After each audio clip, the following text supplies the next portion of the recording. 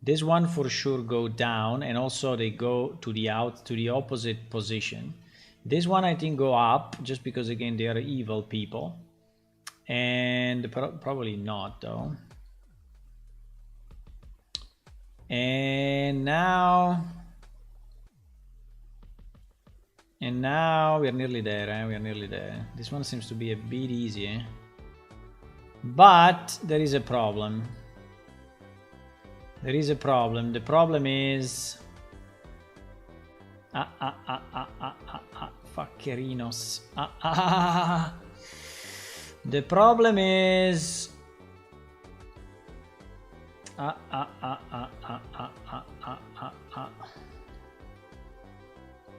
The problem is the cluster inside a cluster. Right? Holy moly, now we are fucked. Now we are in trouble. Now we are in... Okay, all this part is correct, right? All of this is correct. But here we have a problem. We have a fairly significant problem. And the significant problem, we can solve it a bit like this. And now we have all this part okay and all this part okay, but now we have this other significant problem.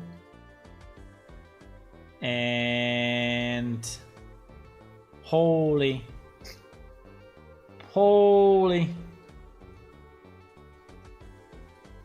Okay. Easy. We are at 17, boys.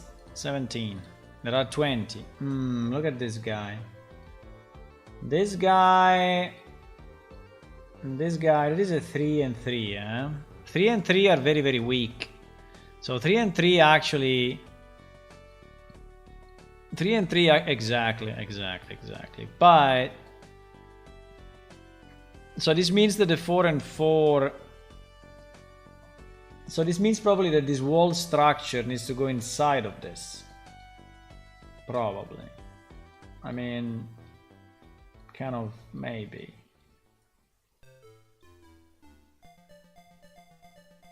Ah, the music.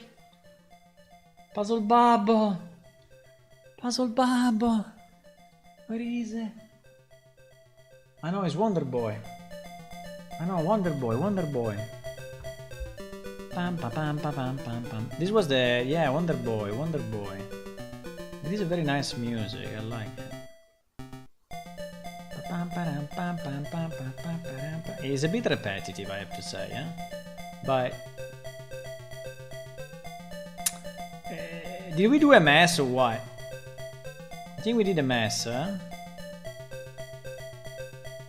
because none of this is actually solving itself. Okay, now at least this block, but this block needs to include that as well. Oh my god, serious? This block needs to include this? No way. So everything is upside down, basically.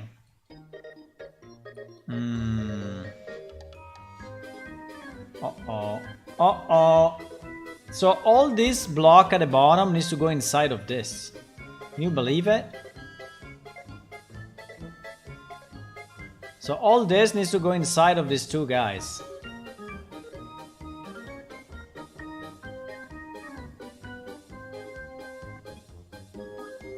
All of this needs to go inside.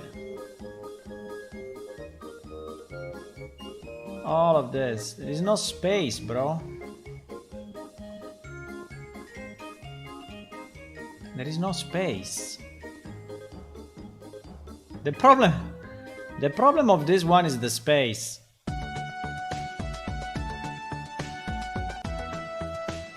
There is no space.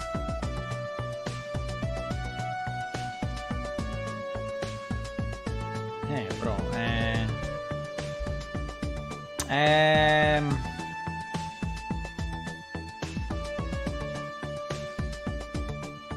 Okay. Look at this monster. There was no space for this. The music, wait, I will lower it a bit. There There was Wonder Boy. I remember playing Wonder Boy. The one that jumps with the bees. You remember the bees of Wonder Boy? Bees of Wonder Boys were very nice. I'm still trying to understand the algorithm that you should apply on this, right? So what is the reasoning you should do? Is going by the one with less connections.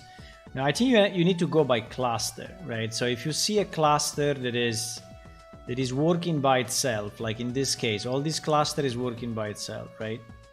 And this cluster now is also working by it. I mean, is self-sustaining. Now you understand that this needs to be inside of this, right? And so you find the perimeter, right? The perimeter is this, I guess. Now, having found the perimeter, you now need to find, holy shit, there is a problem. Because all of this needs to go inside of this, right? No, it needs to go, yeah, like this. So all of this needs to go inside of that. And now all of this needs to go inside of that. And now this needs to go inside of that. I think it's a cool game anyway. It's basically containers, clusters and containers. There is the last one, number 20. Yeah. Number 20, huh? Let me think about it a second, huh? Let me think about it a second. This guy, I think, is evil. And this guy...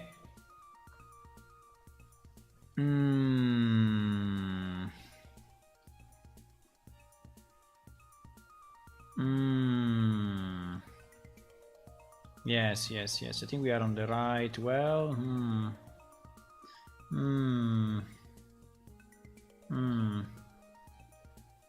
You think they count? Yeah, it should count. Now,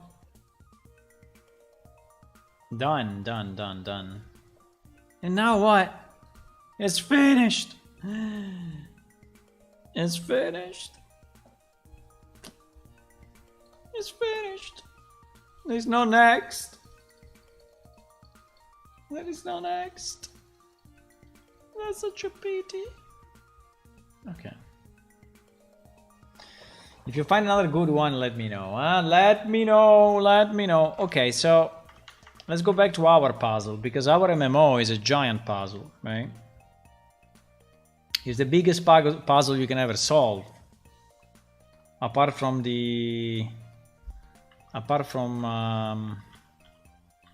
humanity as a whole. Okay, so this works, and we can actually get the content right as well. So we get the content, we get the structure, and okay, that's very good. So now what? Now what is the next step? I have no idea. So I have this. Yes, the next step is to create, the pictures. The next step is presenting okay, I think we can start to make our window look a bit more like the way we want it.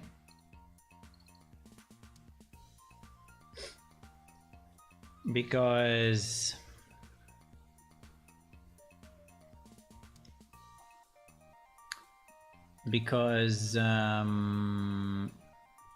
this will be the top thingies, yes.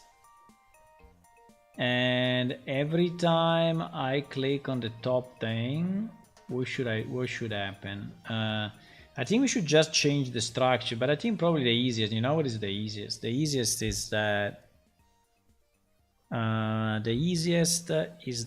preload everything, right? I don't think I should read anything on the fly. Yeah. So I think that I think we will have a vertical box. I think we will have a VBox start, right? And then we will have a VBox interaction. interaction, and then we will have a VBox progression, right? And they will all be preloaded. Otherwise, VBox progression, right? Good night, Electra. See ya. Bye bye. So we have these three, right? But these three should be visible or invisible based on what I see. Yes, exactly. So when I click on this guy, in reality, the only thing I want to do, this is button start, right? The only thing I want to do is to button interaction and button progression. The only thing I want to do is to enable and disable the VBoxes. I don't think we want to do anything else. So this VBox at the beginning will not be visible, and this VBox also will not be visible. And then when we click on one, right, when we click on this, so the setup will actually be done at the beginning. So this function will be done when the window is created, right? So it will be like a on construct or something. On construct, event construct, exactly. So on construct we go and read this stuff, right? And we will actually read one for each. So we will have 3 tabs and we have 3 files, right? Tab 1, tab 2, tab 3, right? So we're going to read that. So let me maybe just change it slightly. Where are we? Helper system. Okay. So there will be tab 1, tab 2, and tab 3. Okay. And we can change just the title slightly. I mean, I don't really care. Let's just change the title a bit so that they look different. So this will be extra commands. This will be extra alliance. I don't know. And this will be mod or something. And tab 3 will be simple commands, simple alliance, and simple. Okay, so that we just see that they are different, right? So all 3 will be loaded at the beginning, and the problem is that they have to stay in memory somehow, right? So we need to parse the XML and then return this value, and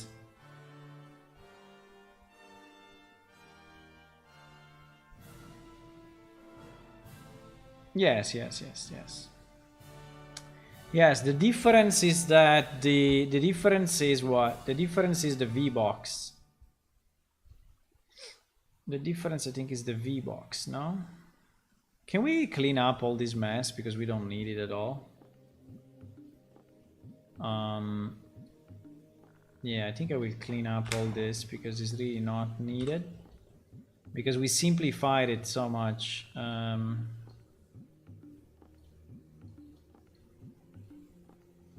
Right, we simplified it. So there is an initial loop on the level 0 nodes because this one is actually different. But then there is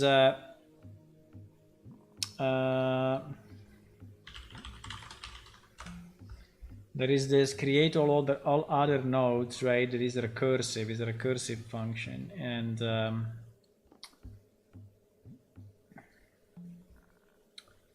so this one is completely useless. This is useless.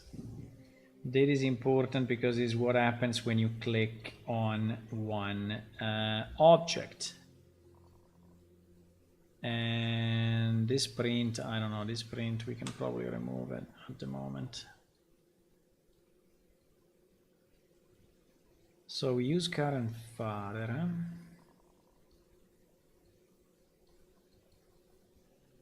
I think it would be best if this is a function, just to be sure that it's executed.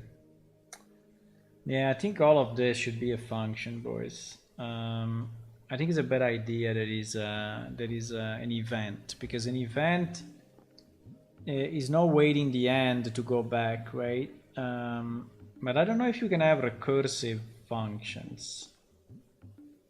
Yeah, but for sure, I think so. So if I change all of this into a function, what happens? But then I don't know how to call this. I have to pass it as a parameter or what?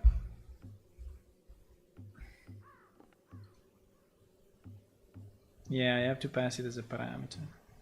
I think it's okay.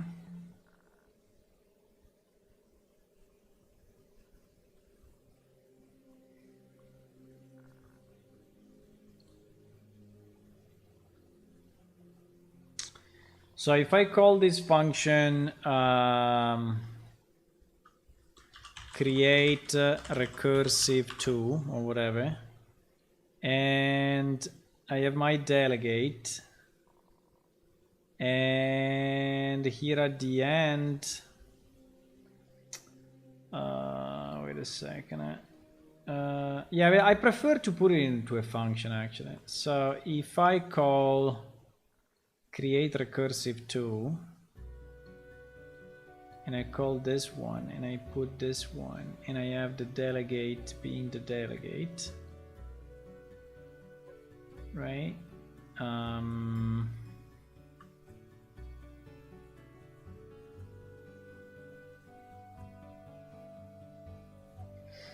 And then at the end of that,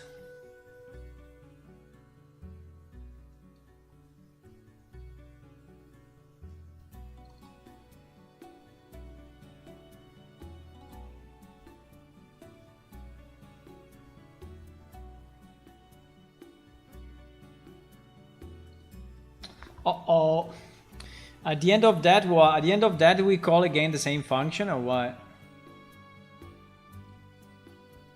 So we enter with this, and then we call create recursive with the child, because these are the child. No, but I think I can just call it again. I can have no return value and just call it again. No. Let me try.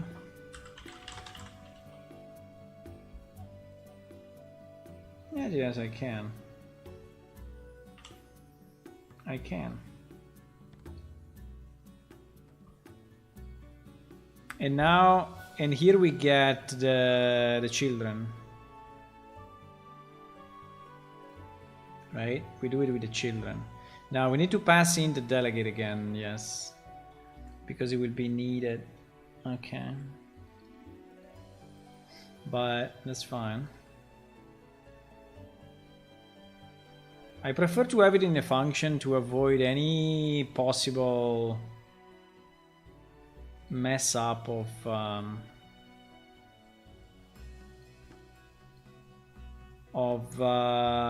parallel executions, right? So that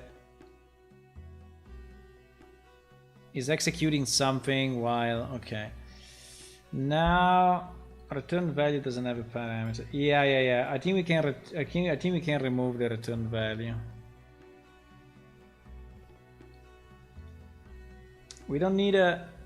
We don't need any outputs.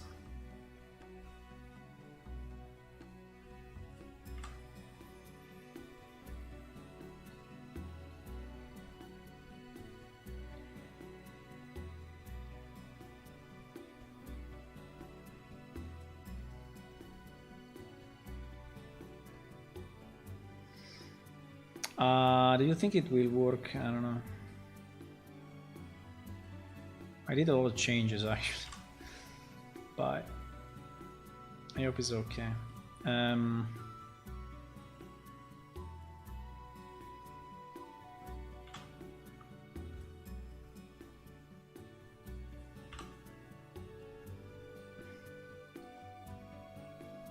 Do you think it will still work? I don't know. Anyway, this is tab 1, tab 2, tab 3. The only difference is that we need to call this function with a specific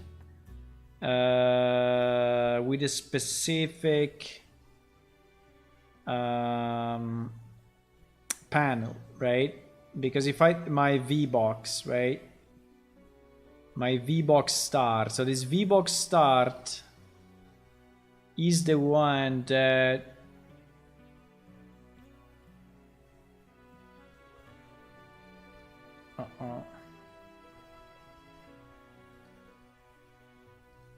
what? Wait a second.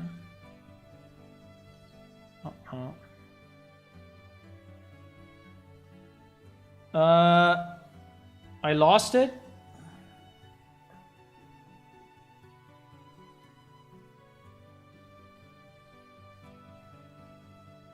Ah no, it's called wait. It's called VBox start, but it's okay. Okay.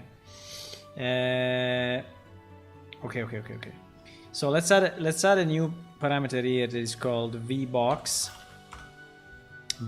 current or something like that. And this will be a vertical box. A vertical box, right? Okay. And now we connect this to that.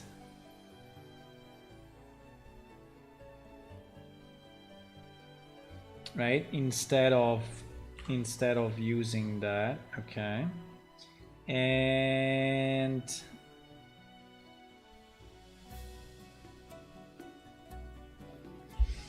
okay, and now here we pass the VBox start, the VBox progression, and whatever.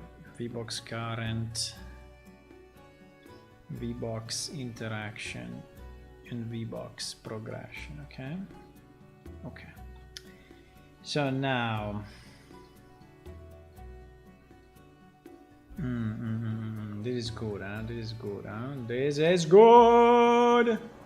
Why is not opening my mouth? I have a tongue. Interesting. Hello, Devro. Okay, now.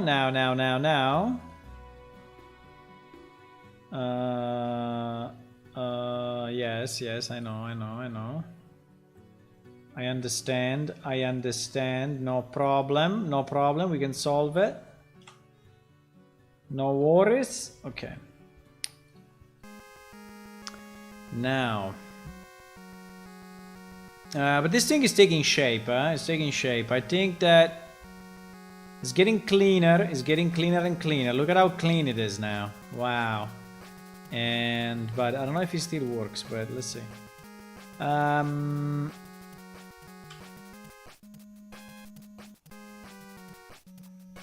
Now the only problem is when I click on the buttons, right? When I click on the different buttons, when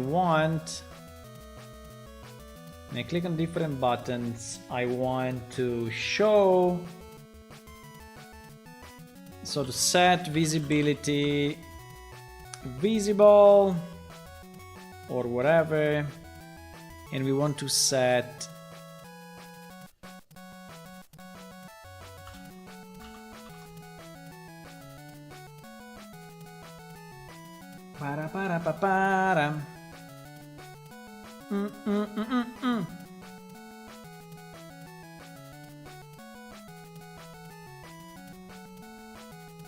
Okay, we want to set this one to visible and this one to collapsed, okay? And then when we do the same with the other buttons, blah blah blah, right? And blah and blah and blah. And blah and blah and blah. Pam pam param pam para para para pam pam param pam. Come on. that copy paste.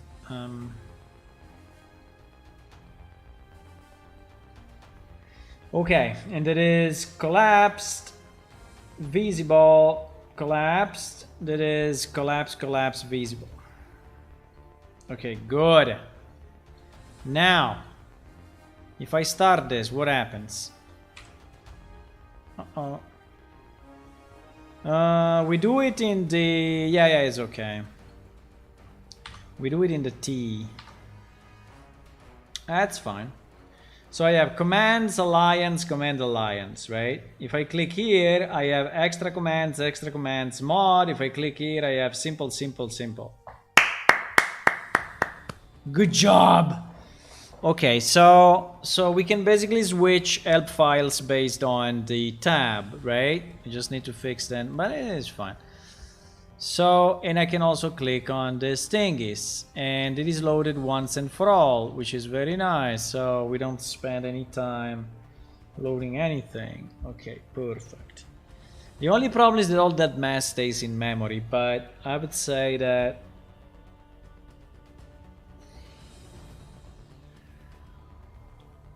I mean, if you never open the help file, we are loading a bunch of stuff for nothing, but I think that's true for pretty much everything else, so I think it's okay. I think it's okay. So what do we do now?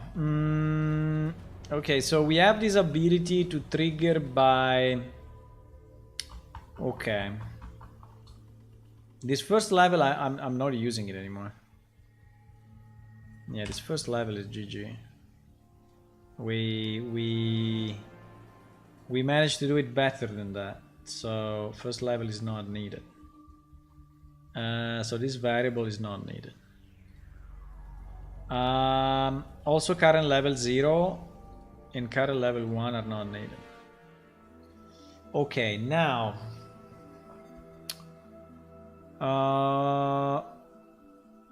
wait a second. Yes, I'm not showing the multi-content yet. Yes, I'm not showing the multi-content. Yeah, exactly. Okay, this is what we need to do now. We need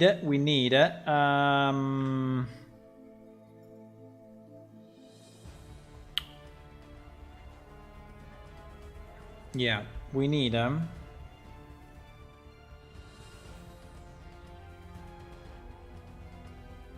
Huh. That is kind of complex though.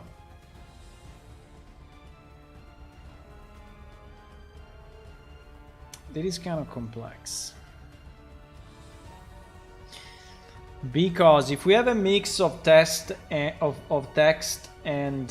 images, right? We need to decide if we pre-set up or if we post setup. I think we should post setup.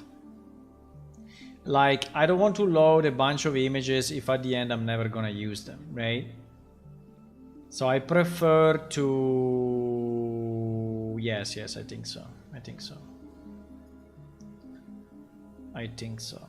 While the structure, I think, is okay to keep it loaded, the actual content, I think that we will show it on, we load it only if we click on it, right? So this setup now, I think will be different now, because I think the setup will just store the content array.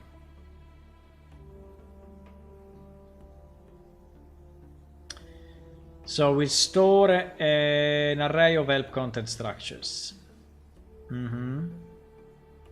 Yes, I think so.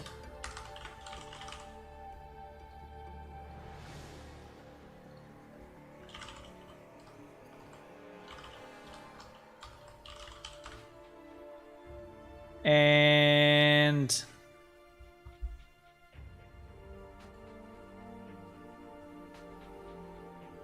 wait. No. I mean, the end item, I need it, huh? No, wait. I'm stupid. Wait. Name and end item I need. The only one that I need to change is the description.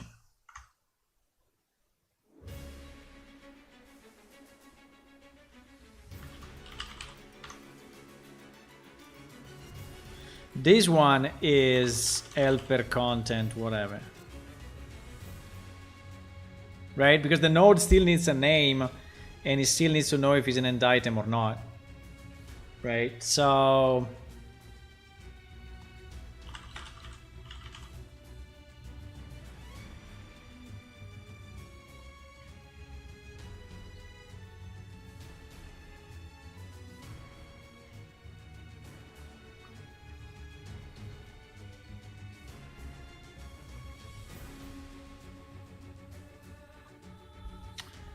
yeah.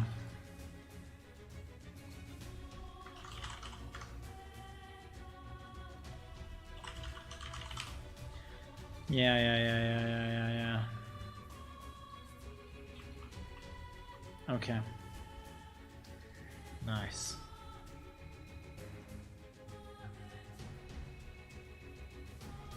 Bro, I don't know why sometimes it's saying this, but fine.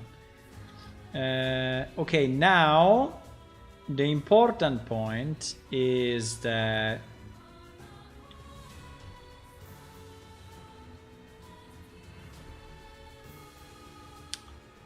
add child node.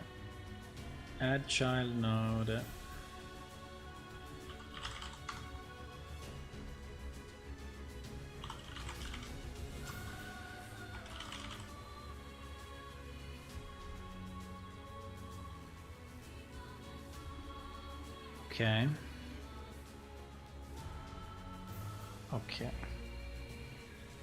So add child, add child node. Exactly. So content will go here and this will do nothing. Okay.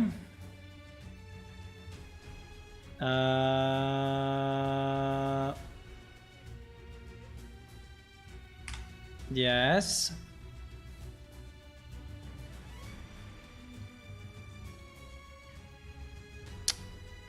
What? Ah, yes. Yeah. I know. And no. No. We need to add a new event.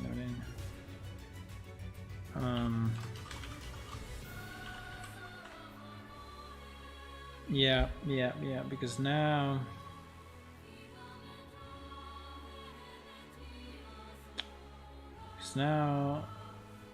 it is a bit of a mess, but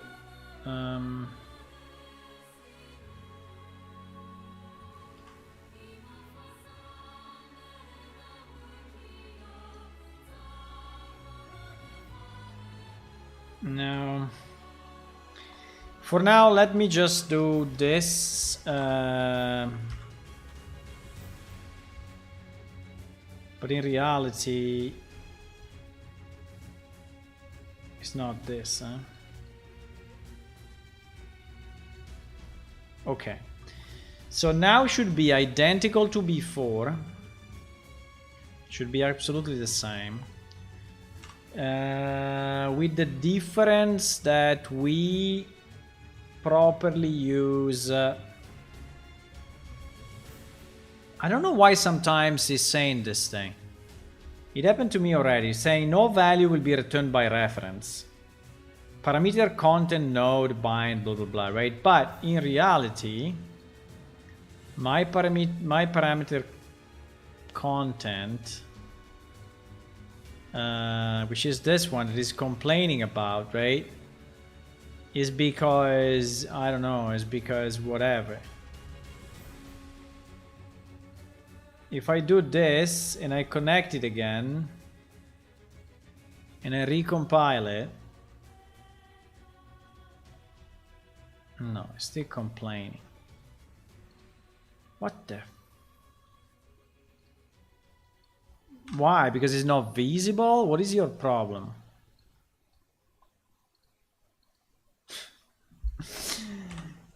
I don't understand what is his problem. Because it's not visible?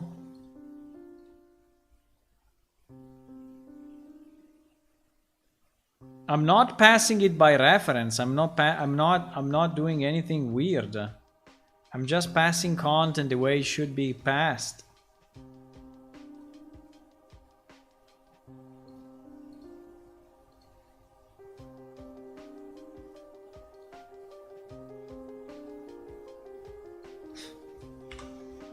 Insane.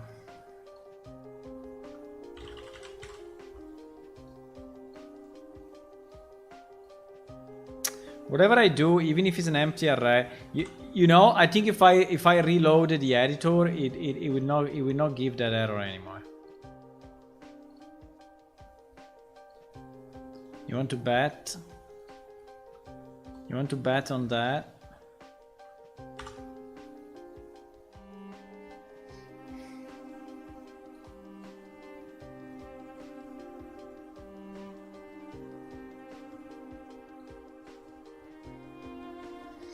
I want to add more music to our collection, but I didn't have the time.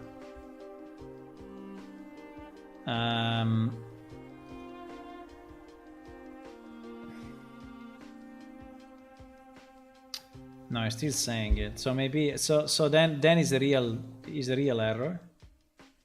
No value will be returned by reference. No value will be returned by reference. Parameter content node called 3-item click. I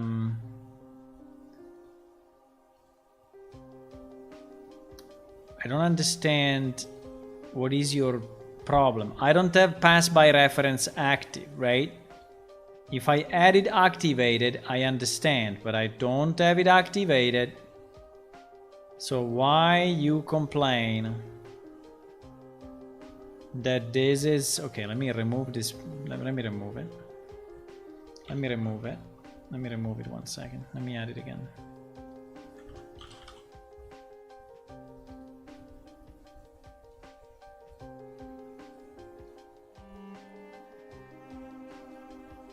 What? New parameter. What the fuck?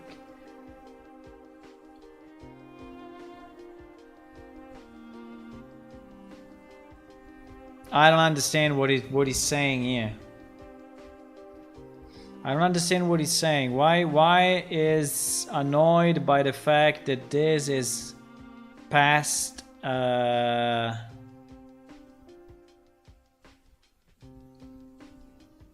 it's just a note. Usually a note is not an error, right? But I'm annoyed that we have this thing. I don't know why we should have this thing. No value will be returned by reference. No value will be returned by reference. Like if my description is a reference or what? Instance editable. If I remove instance editable, no. I don't understand. I don't know. Not in game, more music. No, I'm saying in the stream. In the stream. I have 1 or 2 games that I'm looking at that I think they have good music, but I didn't test them again, and I didn't test them yet. Okay, anyway, if I play, right? Yeah, you see it's working perfectly. Okay, it's working exactly as expected. Yeah, it's not clearing the thing, but it's fine. This anyway will be on a panel on the right? So we'll be on a panel on the right. Okay, so we have that. Now we need pictures. Pictures is not very easy. Basically, whenever you call whenever you have a content, right? For example, here we have content, blah blah blah, you know, and then we have maybe we have a picture. Do we have a picture? No, we don't have a picture. Okay, let's try to add a picture. Now, how do we do this? How do we even do this? I mean, adding a picture to the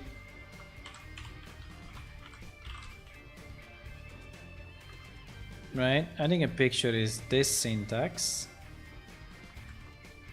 So if I add here a picture, maybe let me do it in the first tab and not in the third tab. So in the first tab, in here I can add a picture. Okay, now the source will be my asset ID, right? And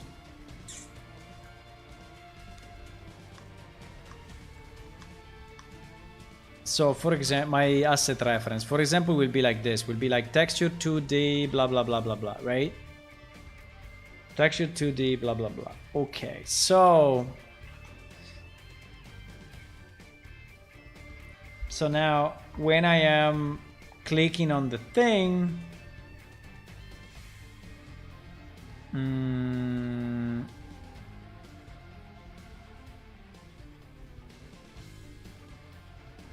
what?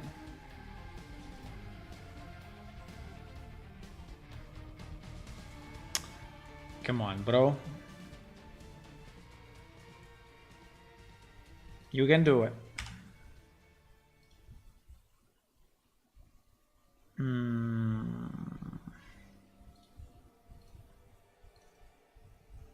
Okay. So when we click on the thing, here, item click to,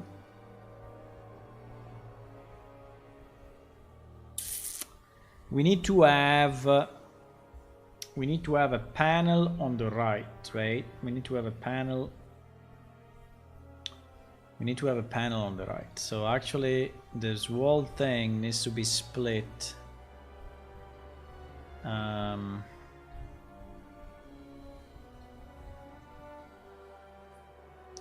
Because here I have an horizontal thingy and I have a vertical thingy. Now this vertical thingy should actually go, yeah, 0, 1, exactly.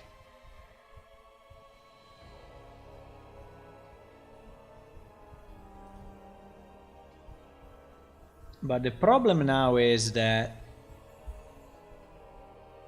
this box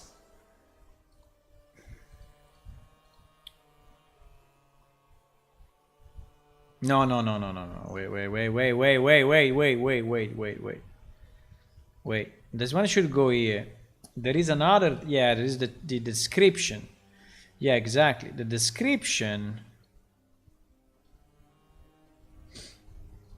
Okay, so this one should be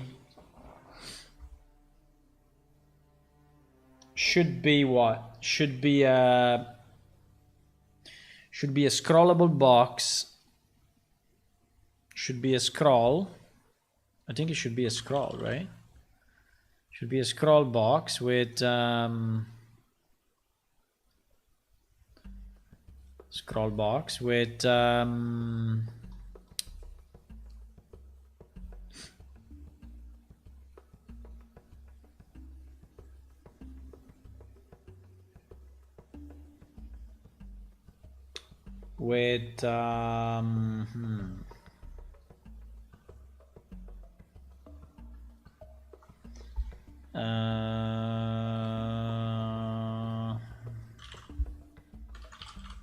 so there will be scroll content and will be a variable, right?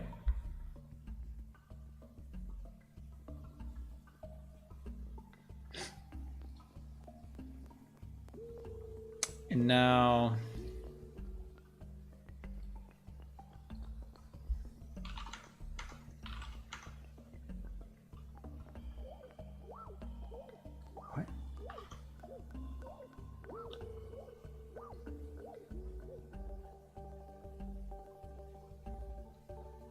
Now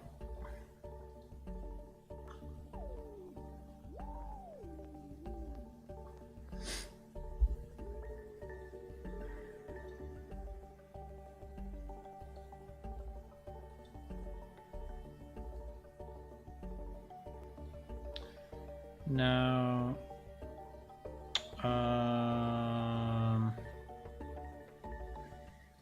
I mean, the main point is that this should be spanning multiple rows.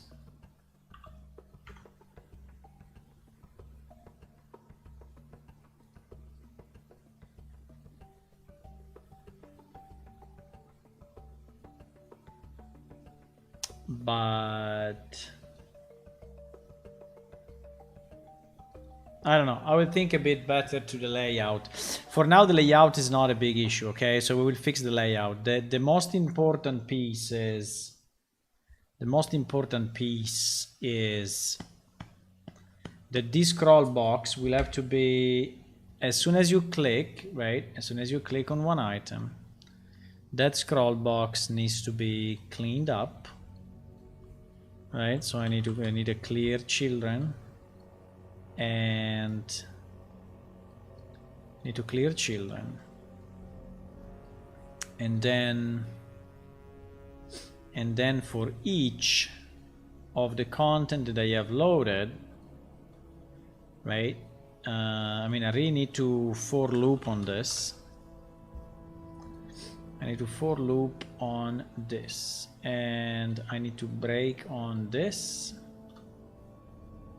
And at this point I need to check if it's a picture or not, and if it's only text, then I think I can create a new can I create a new widget of type text box or not? No, no.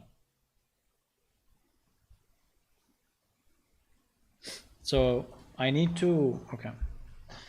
So I need to create my own widget text and my own widget picture, because otherwise I cannot put them as child of widgets. Yes, exactly. I think so. So I think I need to create a new WD help text, which would be as simple as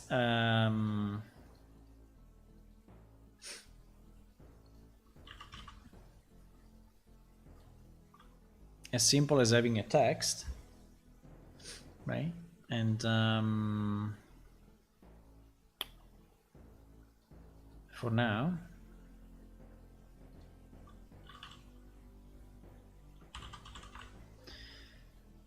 and we need a WD help picture.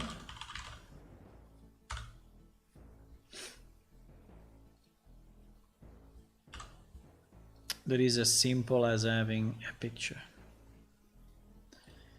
Now, I have no idea.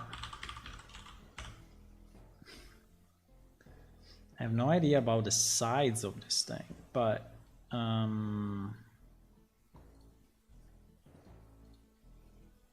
think we can set the size.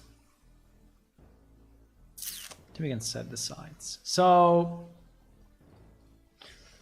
basically, we need to create a widget, right? And we can go help text, or we can go help picture, and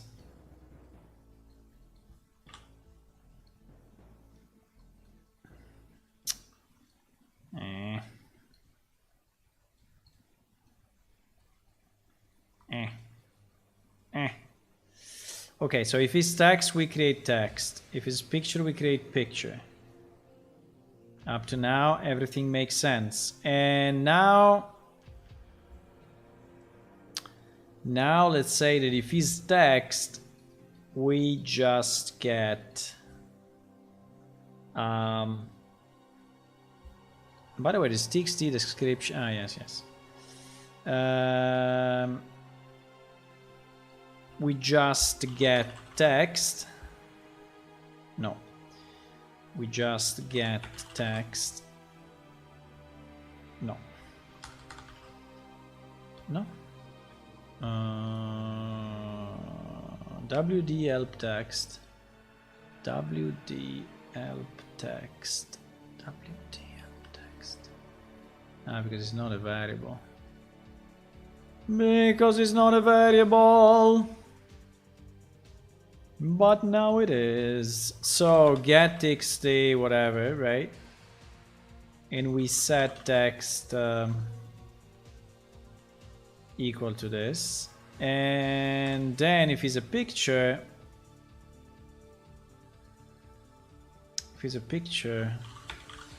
we get image, and we I think we need to set brush from whatever. Set brush from asset. Set brush from texture.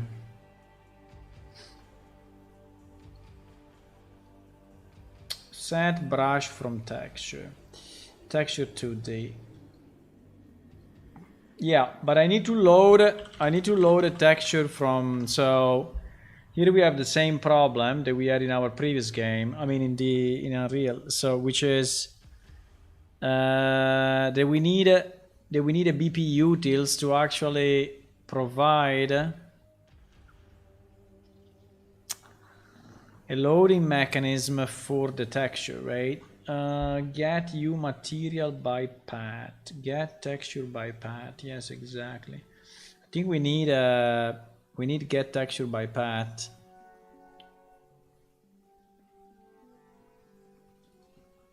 And is returning a texture asset. Okay, let me try to copy this function in our project. Right? And see if we get lucky. No, lucky. And see if this thing wants to work. Okay.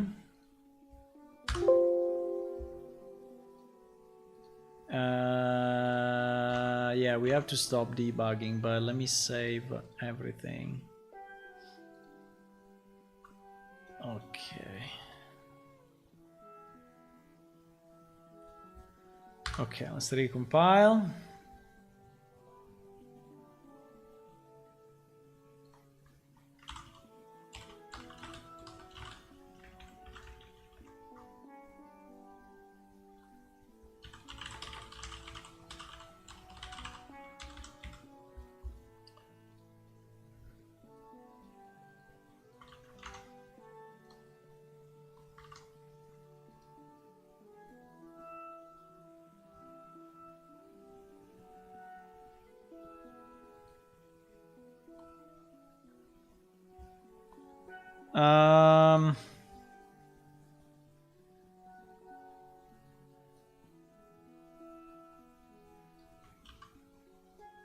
Yeah, I just want to put an example.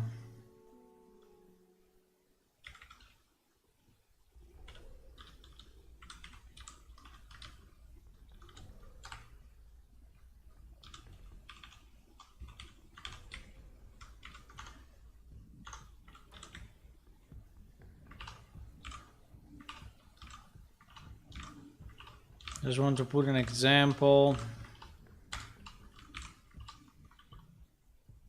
Okay. So now,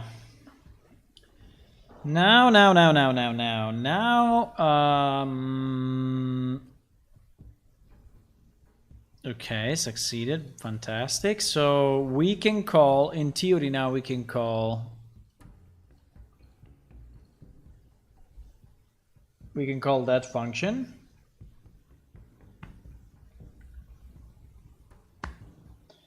And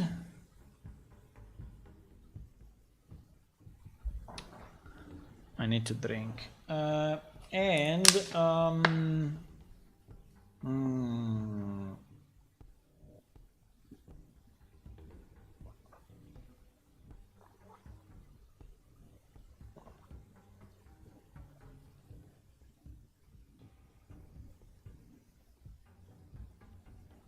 Better. So now we can call that function. Can call that function.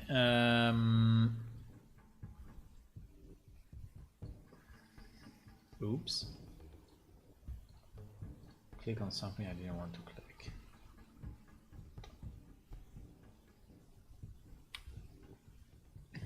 And so if we go with get texture by path, right? Get texture by path. In theory, this one is taking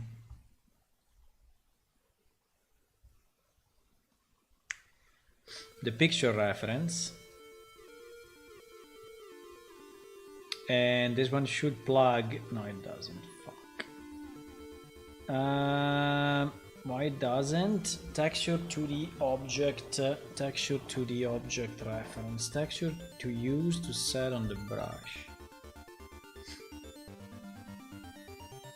There is a texture object reference. There is a texture to the object reference. I don't know. Set brush from texture dynamic.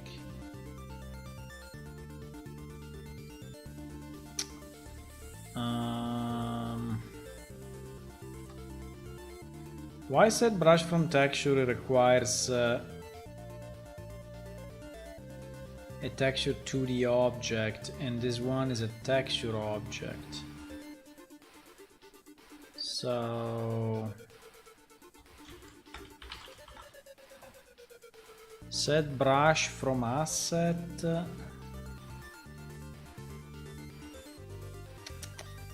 No. Set brush from material. From soft texture. No. Fuckerinos. Okay, we need to check how we do it in the old game, because I mean in the real game, because we do it a million times. I just don't remember.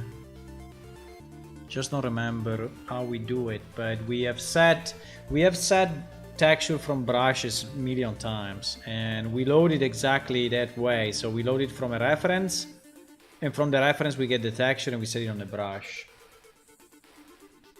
So I just need to copy the way it's done. We do it for all our icons.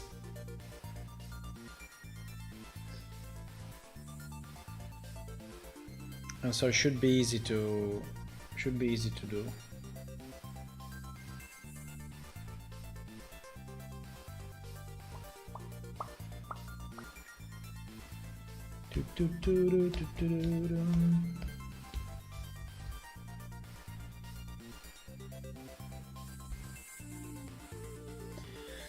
So if I search, I think that the easiest is to search get texture by path, right? And see where we get it. And I mean, see how we use it.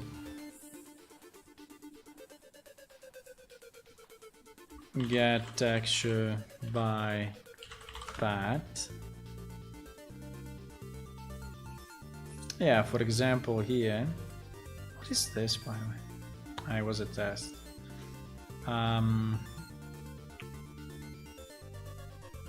Set vector parameter and then set material. No, wait, it is something completely different. It is something completely different.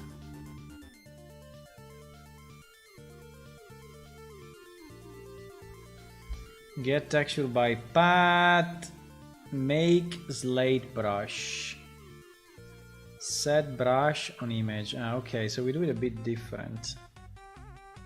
We get the brush sides. Okay, so this make slate brush I think is what we need, including the set brush. Okay, so we do this.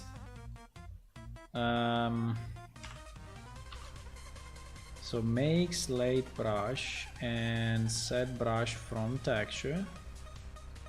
And I just need to understand.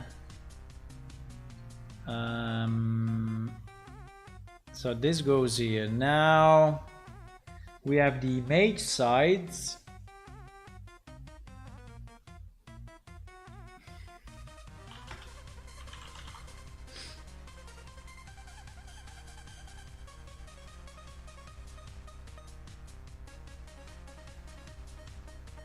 Margin, tint, draw as, styling, mirroring.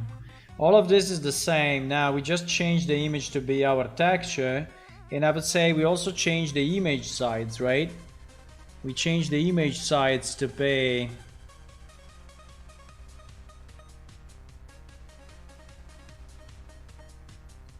this and this.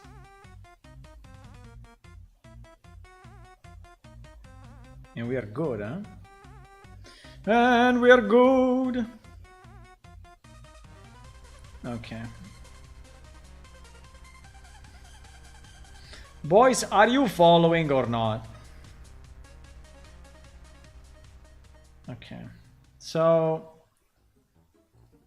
I think it's good. It's good. We do this, we do this, we do this. So in theory, the image should change. Now, one thing that we need to do after we created these two widgets, we should put them, add them to this scroll box, right? So this will be scroll box add child, and in this case we will add, oops. In this case we will add this guy. And in this case, we will add this guy. Okay? So, okay. Now, the pictures need to exist already in the client. But I think that's a fair assumption, right? I don't think I can. I mean, at least at the moment, I'm not loading pictures on the fly from the disk or from whatever. So we assume that they are assets that are already distributed with the client, okay? And yeah. Okay, so let me see what is going on, huh? So we go here. Uh-oh. Okay, it's a bit fucked up. Uh-oh. Everything is fucked up. Okay. I have no idea why my thing went up. It's kind of interesting. Why my thing went up? Because now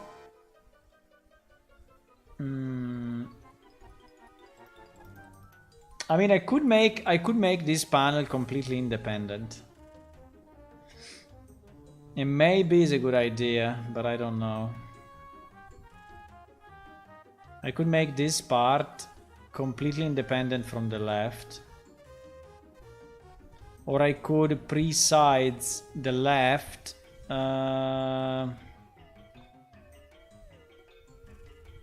I could have this vertical box inside the sides box and pre-size it, you know, and we can have a height override of, I don't know, 400. Yeah, why is going up and not down? What the fuck? Why this thing is going up and not down? Completely crazy.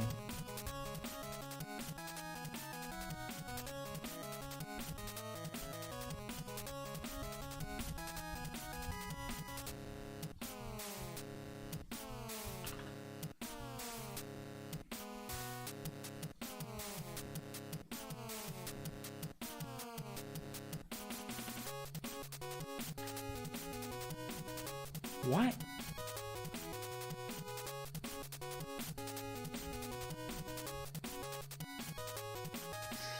Okay.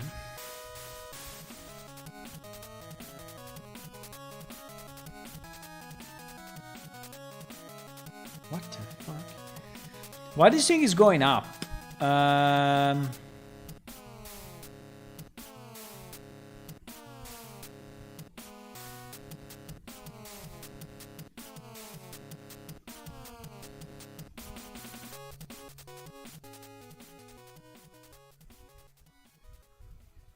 Vertical box.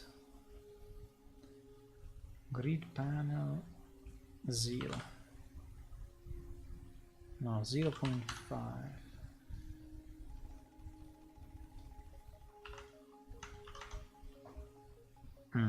Okay. Seems a bit better.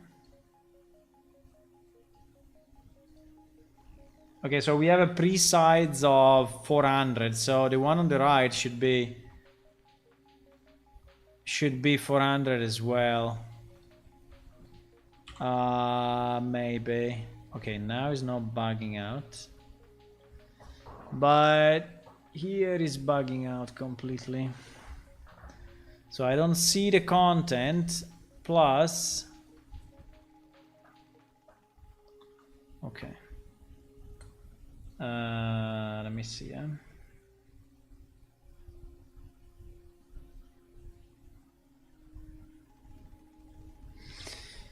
So for each element, create text. Create text, text set text equal to this one text. And then add child of this. Yes, in theory is correct.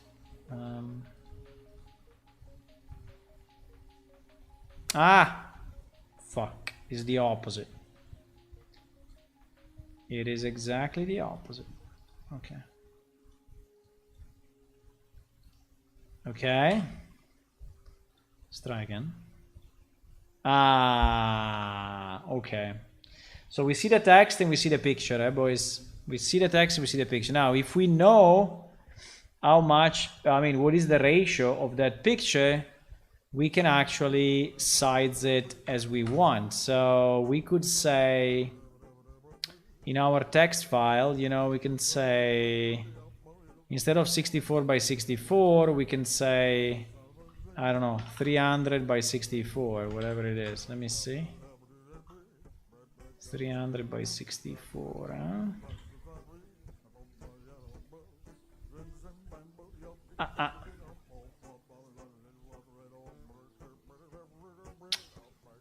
It's not working.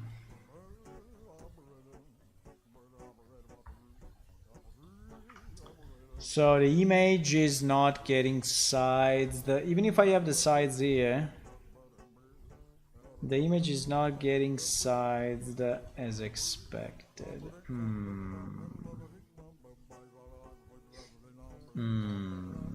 Okay.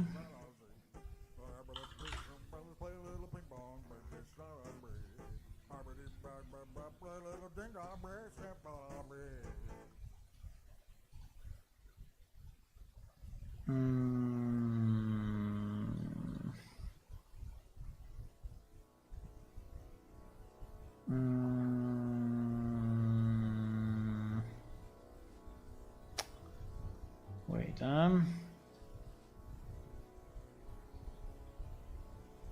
brush.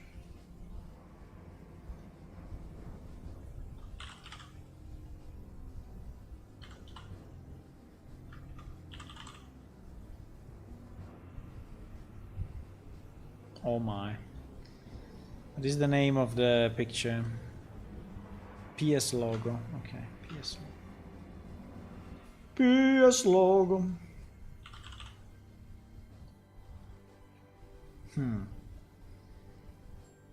So the problem is not the brush. The problem is not the brush size. The problem is the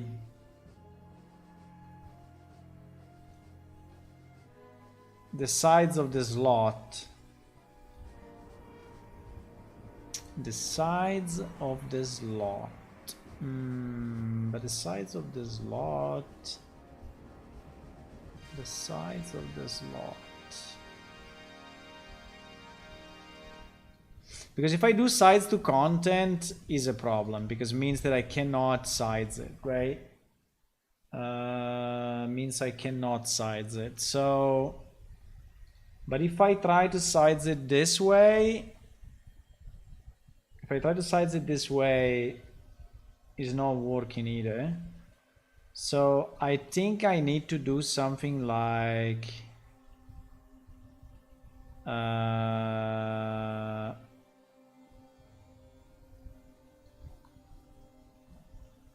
so set slot. So there should be a size. No. So at the moment, this is what? There is a panel slot. It is a panel slot. And a panel slot, I cannot change these sides on panel slot. Cannot change the sides. So, cannot change the sides.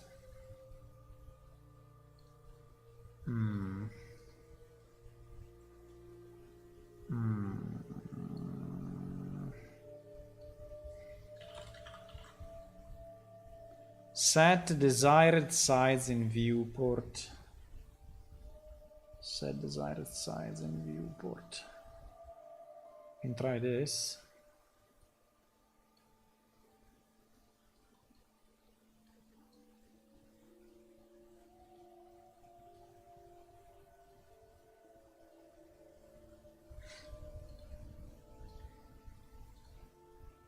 No, let me remove it.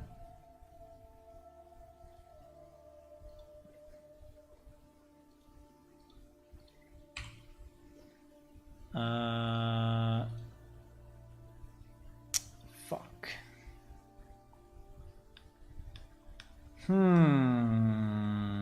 So no, we need to resize it at runtime, but it seems that is not working. Seems that is not working.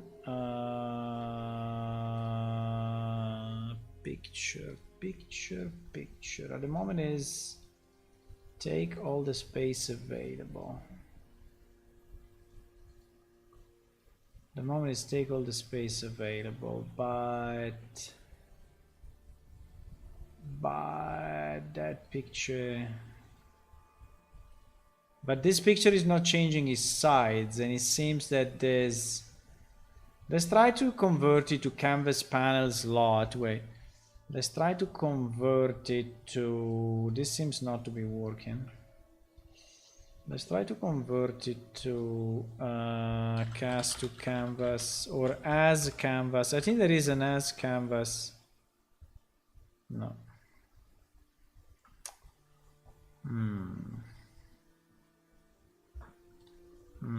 Wait. This one, this one. Slot as canvas slot. Yeah, exactly. Because I've seen this already. Yeah? We used this already. And now this one, if I go sides, you see now here there is a set sides. Okay, so maybe this will work. Huh? Maybe this will work actually.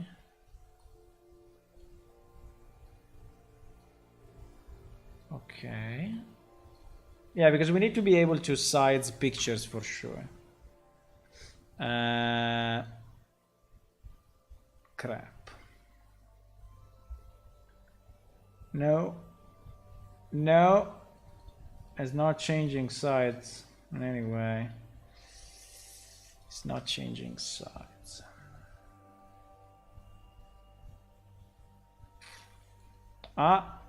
Wait. It's trying to read.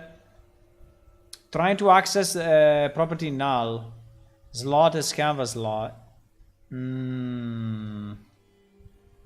Why null?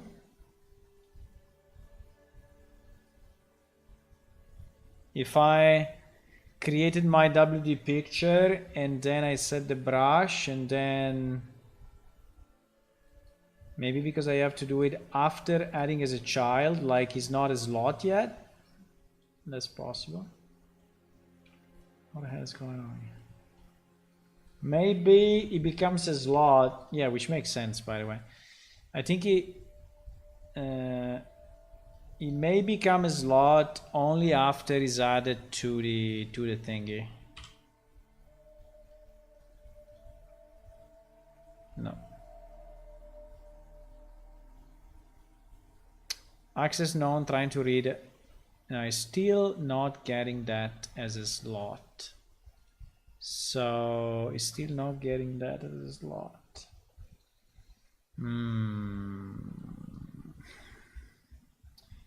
Can we do it from here? No, I cannot do it from here.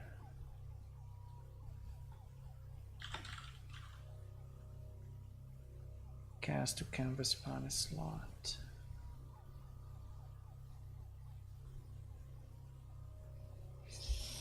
It seems that this slot as canvas slot is not working.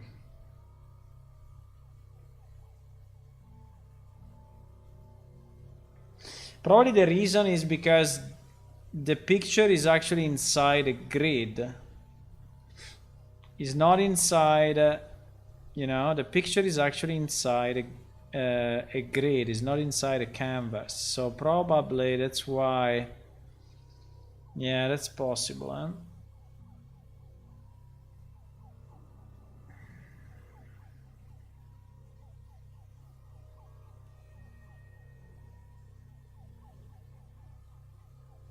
Hey, but we need to size it. We need to size it. There's no way. We need to size it based on what? So how do I size the picture? Unreal size picture. No, size image. Set image size from BP. I don't know.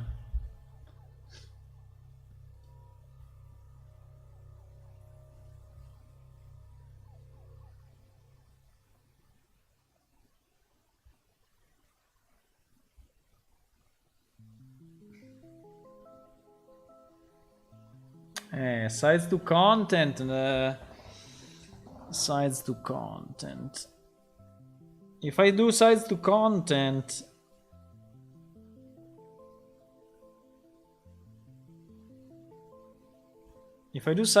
it will become huge. And then it's setting a scale. I don't think setting a scale is a good idea. I don't think setting a scale is a good idea.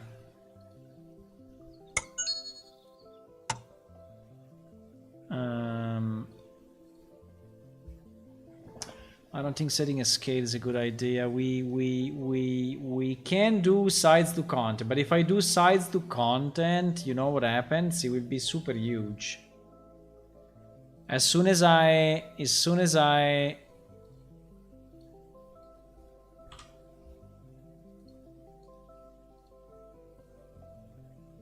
no, it actually worked. It worked. It worked, or we just got... Nah, we get the same error. So I think we just got another random size, but if I change this to be 64 instead of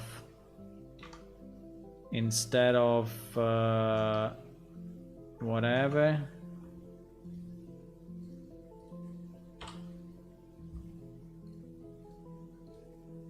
Yes. Okay.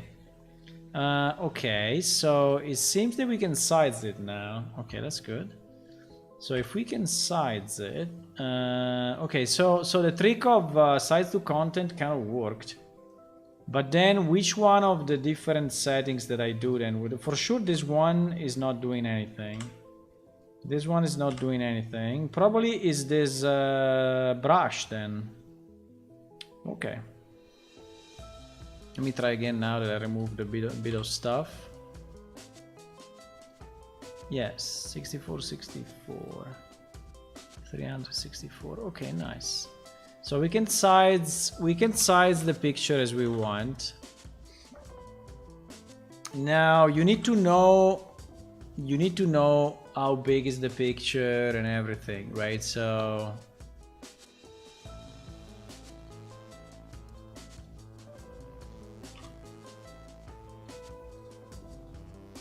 yes. Okay.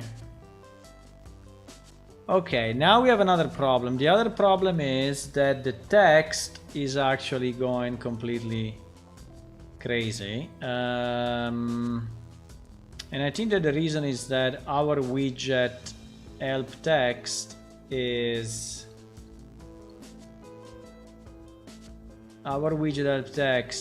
not multi-line. It's not an auto wrap, right? So if I do auto wrap, let me see what happens.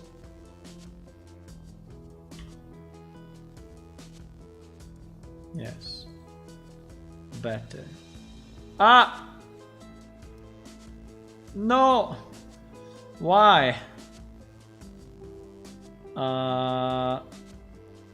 Why is this? Why is not after? It's so strange.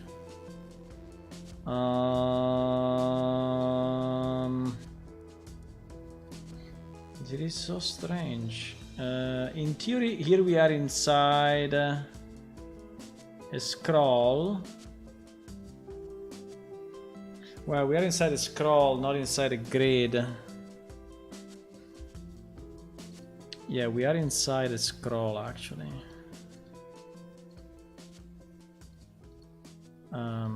We're inside a scroll. But I mean, I can scroll grid. I don't have a problem with that. I can put a grid inside a scroll and yeah, I think we need it. I think we need that. I think we need a vertical box inside the scroll. And so the vertical box should be the VBox content. So the VBox content in theory is the one then we should use, huh?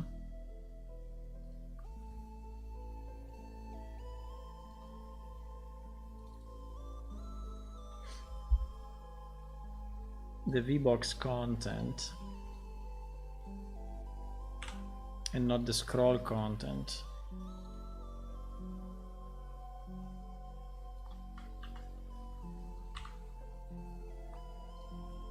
Is the one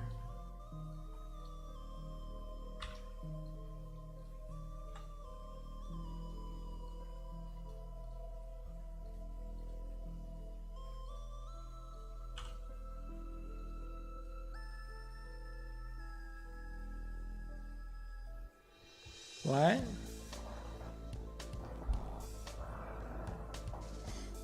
It's not possible.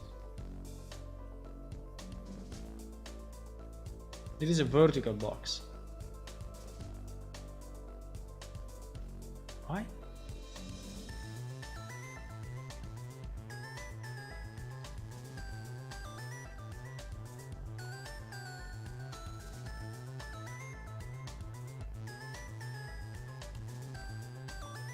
It's a vertical box.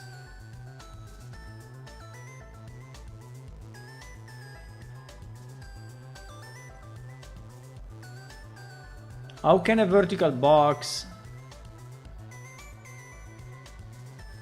What?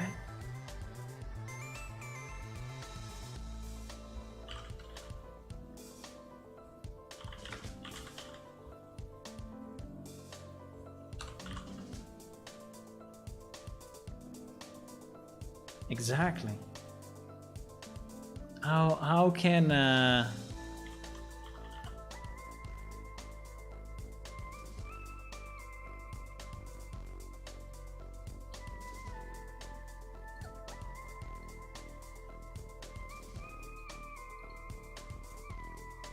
I don't understand.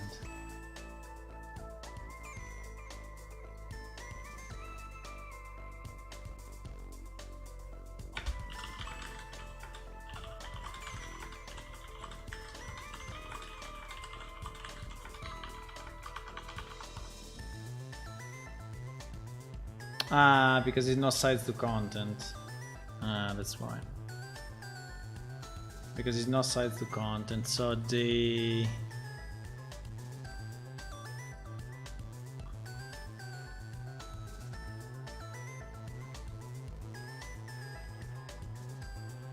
What?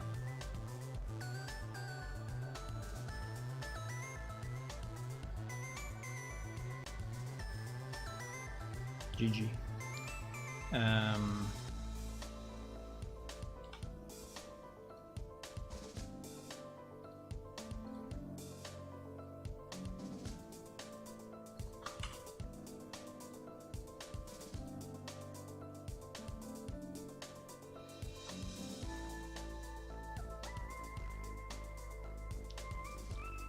What?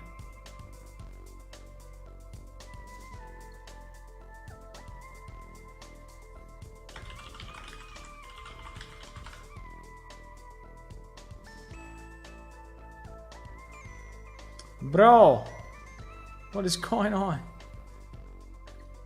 What is going on?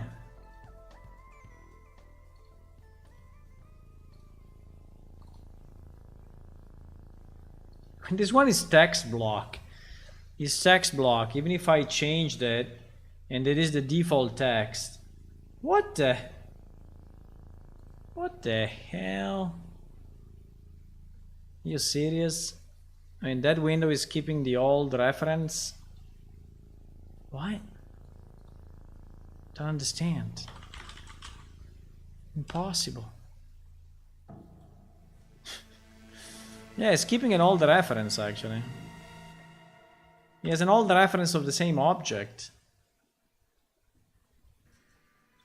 Okay. But anyway.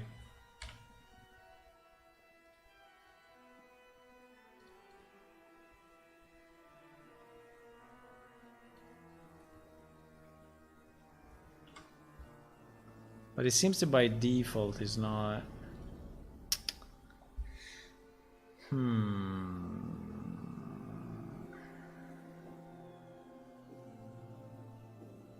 It seems that that widget inside of a VBox is not doing what it should do.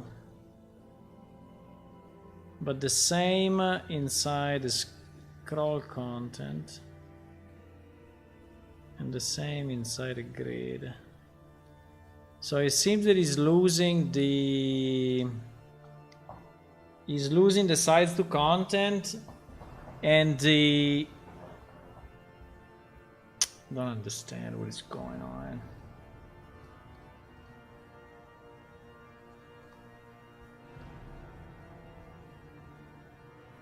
And now he lost it here as well. What? What is happening?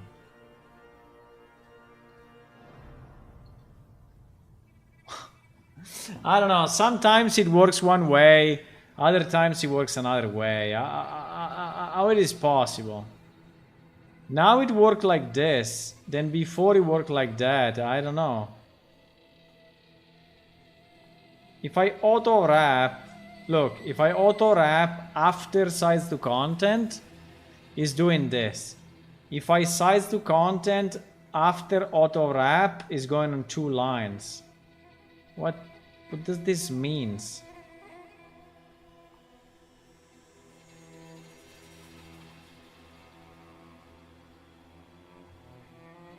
Completely confused.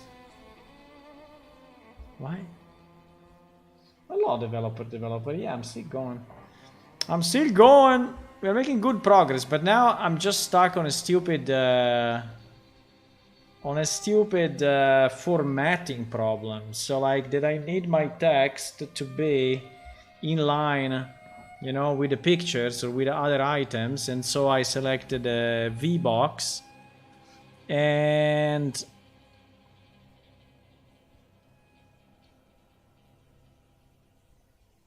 I selected a VBox, right? And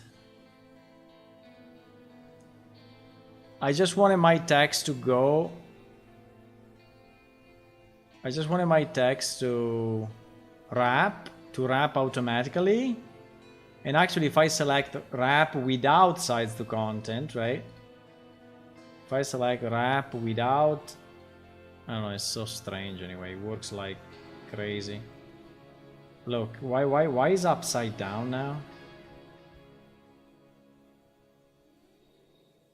I absolutely have no idea what this guy is doing. And in theory, pivot should be 0, 0.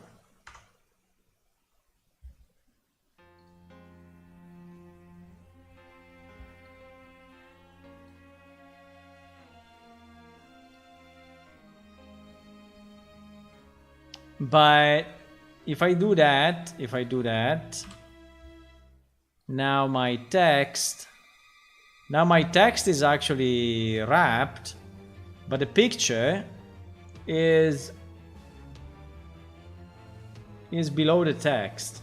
And it's below the text because the text object didn't update his sides, did not update his sides to be as big as this box. So the auto wrap seems not to be updating the sides, and so the picture thinks that this text is still at the beginning. I don't know.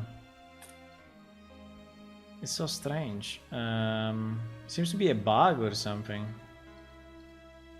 Also, this is bugging a lot. Can I use a different container instead of canvas? Can we use overlay or something? Let me try to use overlay and see what happens. It's probably worst, but... Huh. Overlay works. Don't ask me why, but overlay works. Yeah, we have this problem of... but it's fine. I don't know why this is becoming so big, but...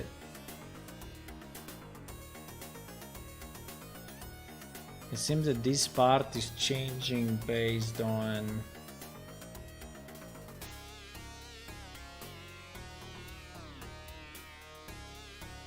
even if I have... I have a row span 2 on this guy, right? I have a row span...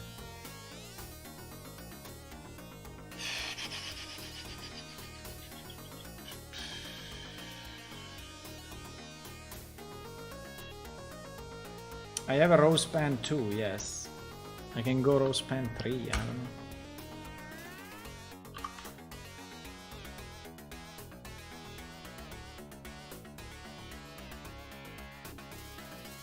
I don't understand what is going on. So if I have row span 2, why is breaking my balls? If this part of the screen is row span 2, and here we only have 2 rows, right? Because we only have 2 rows, right? We have row 0, row 1, and then this one is row 0, row span 2, column 1. So why this should change its sides based on this text? Really makes no sense at all. It makes 0 sense.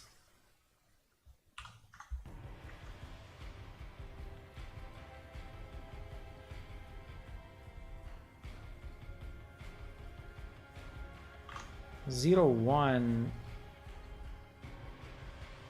horizontal box. Ah, I can do this maybe. I can do horizontal box. Anyway, my game will be a bit different than this, so probably it's useless to do it this way. It's probably useless.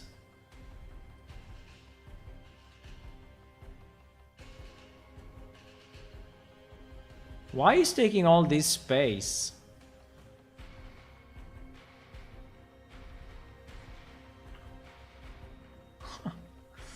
It seems that this text, you know, is influencing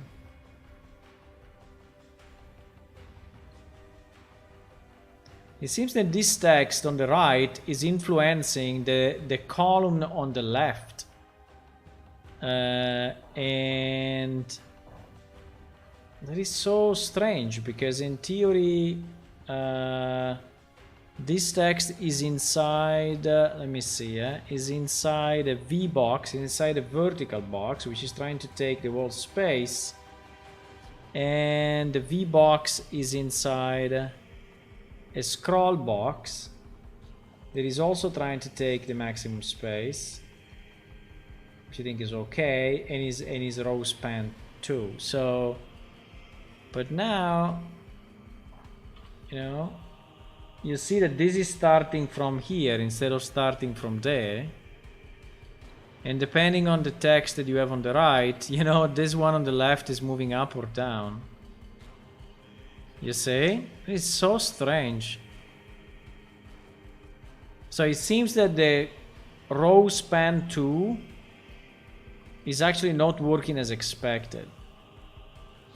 It seems that row span 2 is still somehow influencing the row 1, right? Is influencing the row 1. I don't understand why. I don't understand how that is even possible.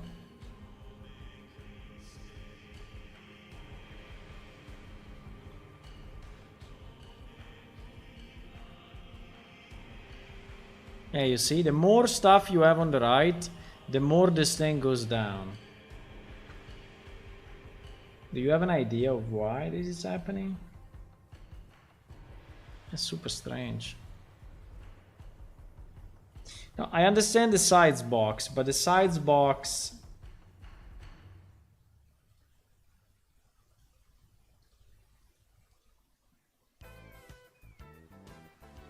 Maybe it's the pivot that I changed. Wait, maybe it's the pivot that fucked up thingies. Let me try to put back a pivot 0505. That maybe that is helping. No, it's not helping at all. I don't know. I think that I mean, we are inside a grid panel, right?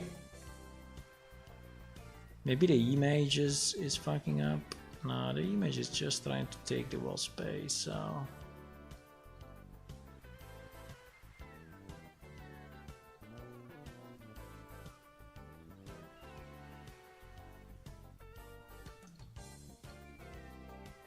I mean, I can...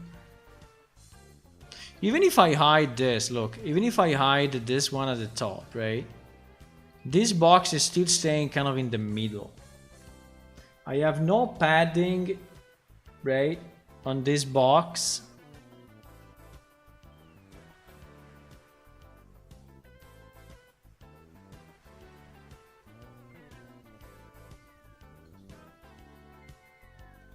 If I hide the one on the right, then this one goes up immediately, right? You see?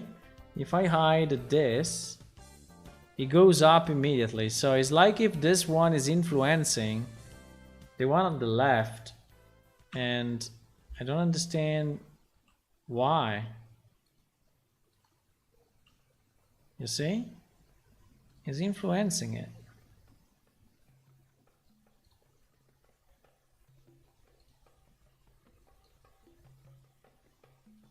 And this one is just a scroll. I can try to remove the scroll and see what is it.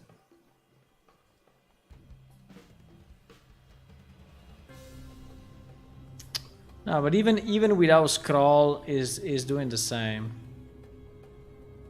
Even without scroll, look, it's going down. What the fuck is this?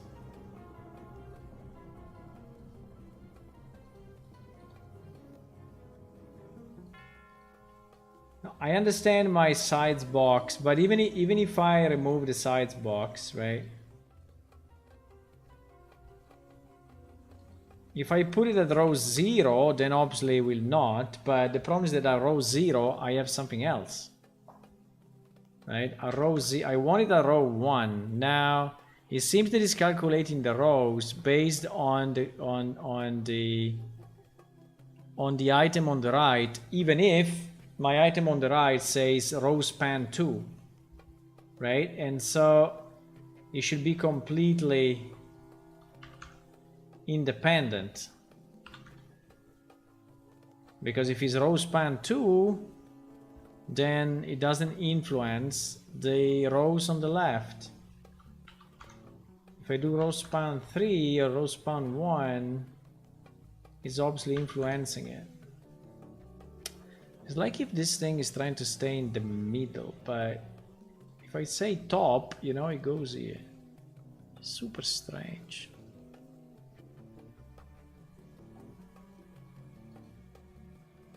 And I have 0 padding.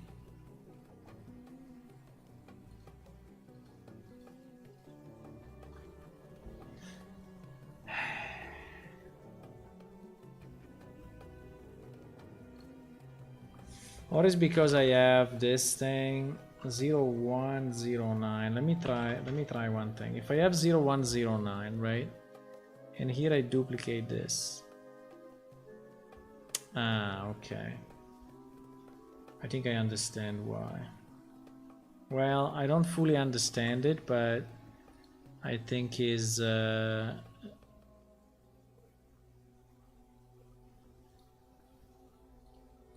more reasonable now.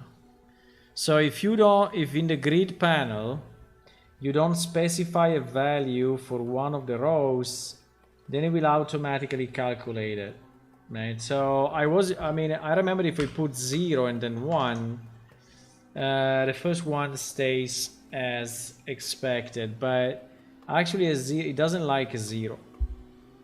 So a 0, so it doesn't like a 0. So probably the best would be to remove this, to keep our panel here at a certain size, have my size box at row 0 instead of 1, and then padding it of the size that we want, right? So we pad it from the top, I don't know, 40 or 50 or whatever is needed. Yeah, like 50. And then it works regardless of the...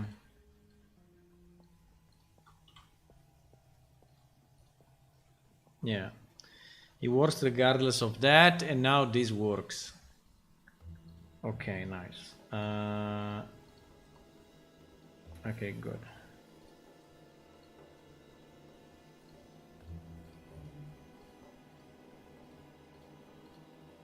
Okay, basically the part on the right is generated dynamically, right? The part on the left is all preloaded, right? It's all preloaded, and okay, I think that's pretty much what I wanted to do, right? So we have the ability to have different tabs, and different tabs are this one, the start here, interaction, progression, chat, commands. We have the possibility to indent as much as we want, so to have a structure, you know, of commands and whatever. And for each one we can have a content, and the content can be made of text and pictures. Yeah, I don't have a padding between, but I don't think it's very important. I think I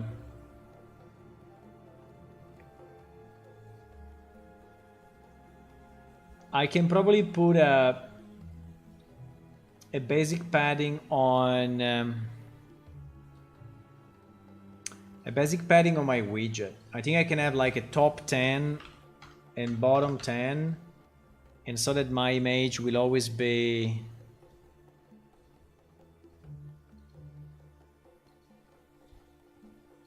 will always have a bit of space, right? So it's not, yeah, so it's a bit better like that, I guess. And Now we will change the font, we will change the background, we will change the colors here, but overall it seems to be working, right? Overall it seems to be working. So it means that now if I change, let me try, if I change one of this content with the real help, right? Yeah, the only problem is let me try to do commands, right? Commands is a very big one. It's a very big one.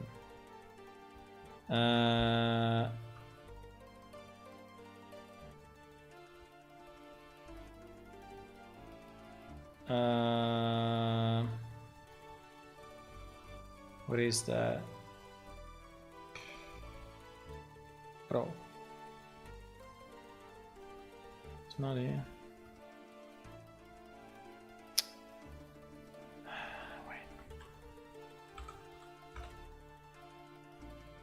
Branch name commands, exactly. So if I take from here down, right? If I take this whole branch,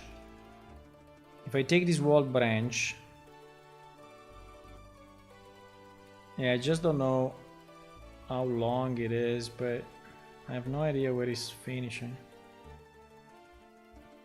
But there are like 1 million commands.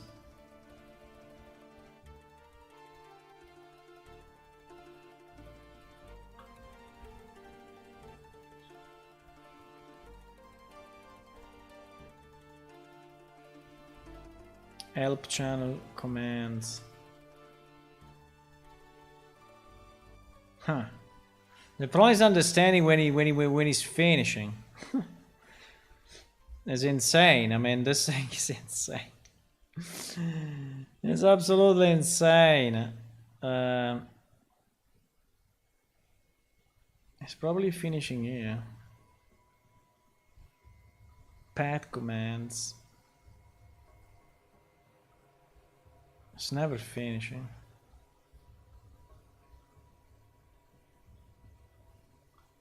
It's never finishing.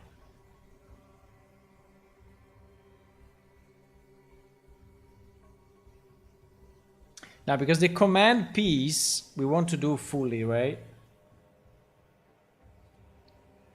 Okay, so let's try until here. I don't know if it's correct, but this seems to be the whole set of commands until the end. So let me try to put it in branch number 3 and branch, simple commands. Branch. Let me try to, I don't know. Let me try to do this. Now I just need to change topic in branch and slash topic in slash branch. Yeah, the problem is that this thing is huge, but it will probably crash, but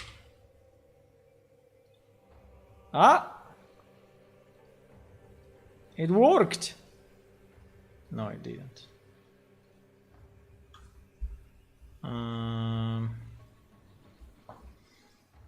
We can read commands. We can read alliance commands, but we don't see.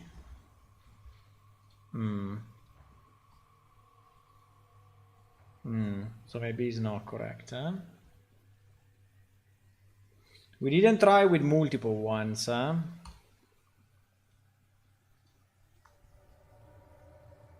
We didn't try. And by the way, this thing is not, it's not scrolling.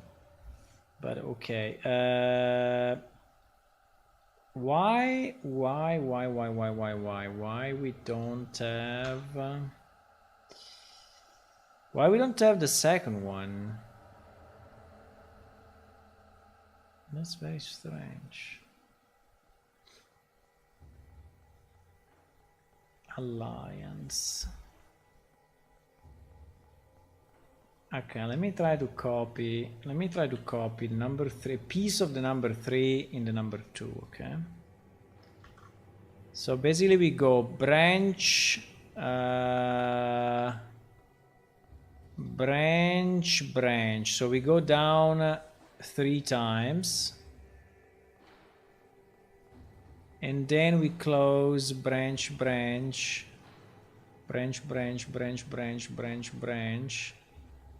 Okay, so we close.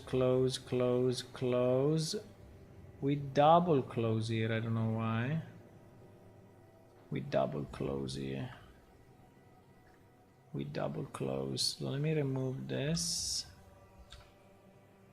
So we close that guy, we close this guy, and we close this guy. Okay, so now number 2 should be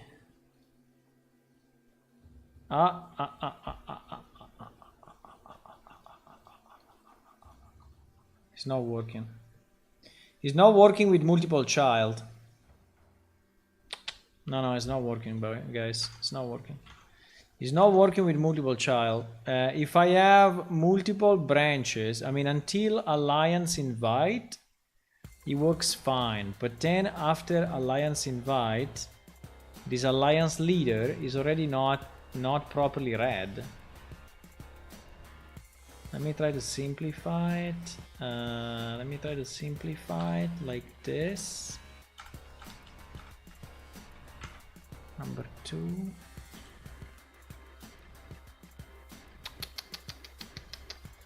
No. It's broken. It's broken. It looked like it was working, but it's not working with multiple. It's not working. I'm removing the guy stuck on the stair.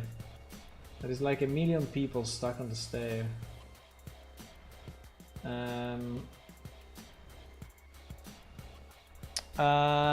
It's not working with multiple ones, guys. It's not. It's working only with one set. Why? Okay, let me think about it. Let me think about it. I think we did something stupid here. Because create level 0 nodes. Okay. For each level 0 node, actually the level 0 node are all created properly. So this piece actually works, right? Yeah, it's continuously complaining that no value will be passed by reference. I don't know why. Why is breaking my balls like that? I don't know. But then we call this, right? And this is the one that is getting the children of our main node, right? And so I think until here we are good.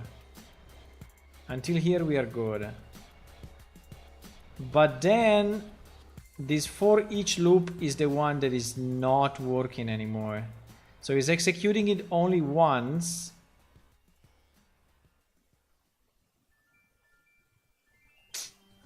You know what is my feeling? My feeling is that the recursion doesn't work.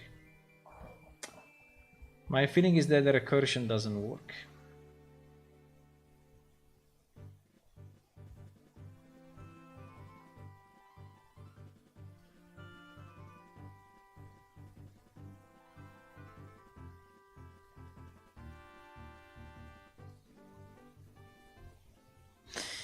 What we can do, we can instead of setting, let's do this. Instead of setting the current father as a variable, let's pass it as a parameter.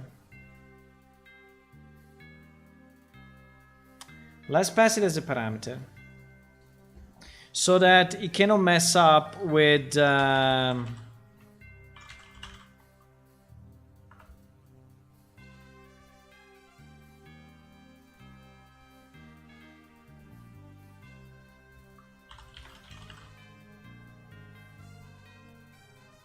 what is this?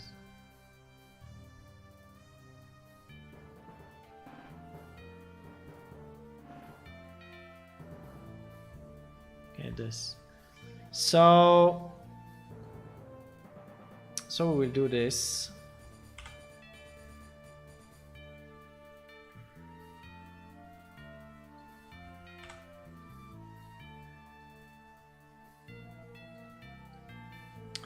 Now the only thing we need to do now is in the calling graph, we need to pass this into this function, right? And this one will be useless. Okay. Let me see if it's any better. Ah, it was that. It was that.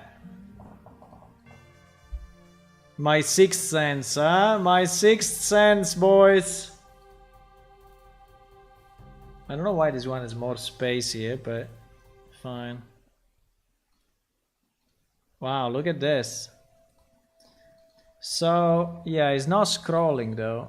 It's not scrolling shit. Why is it not scrolling? It's not scrolling this side, it's not scrolling that side, but okay, I think we can fix that.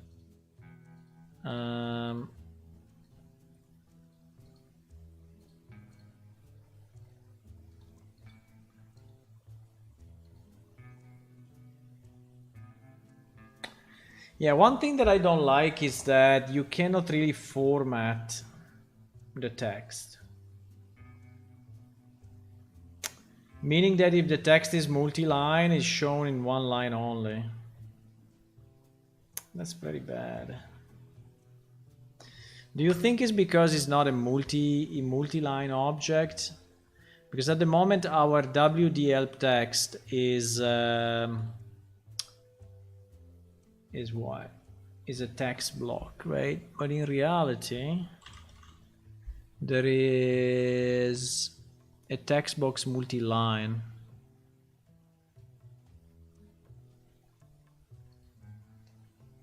There is a text box multi-line.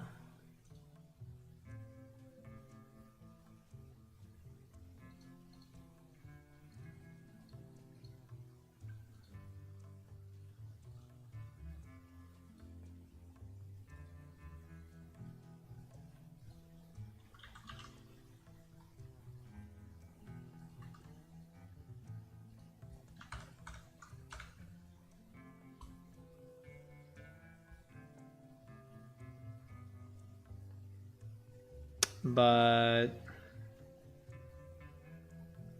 this one is editable, I think.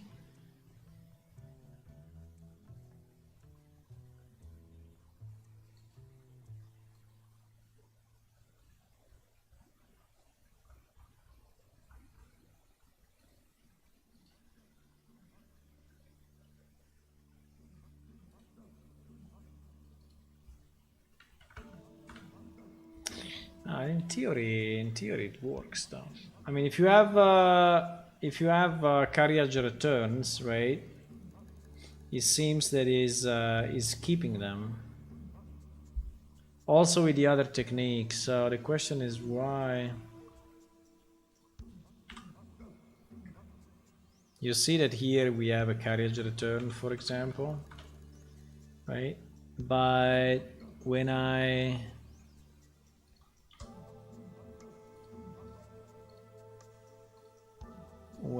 go like here, the original text is actually going, probably because we read it from XML. Yeah, I think so. Yeah, it's the XML reader that is stupid. Fuck, that's a problem.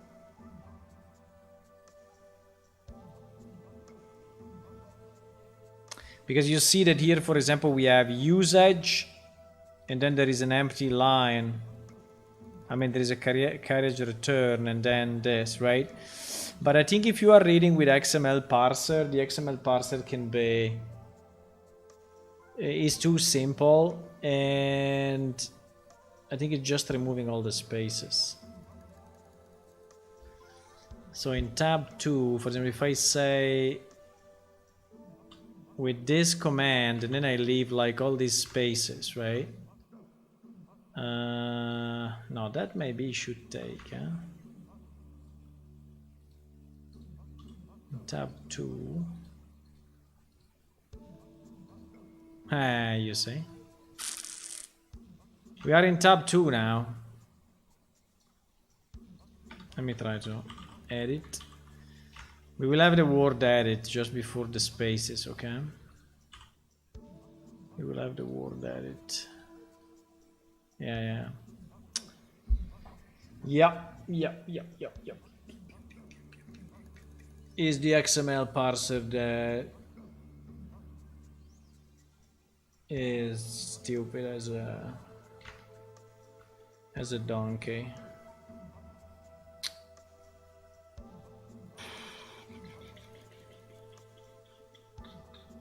I don't understand why though. Why cannot... This is a problem, in general is a problem. In general is a problem.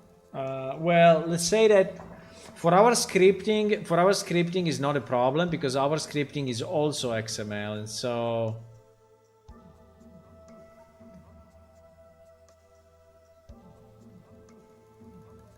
yeah, that's really a problem. No, it is a pity. I mean, it's not a big issue, but it's a pity.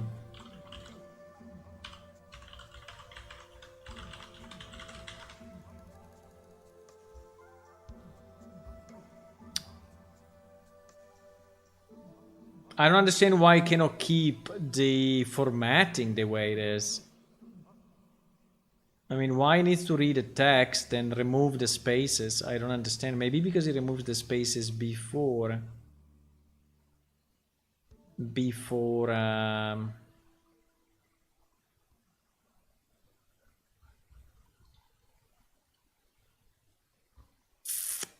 parsing it.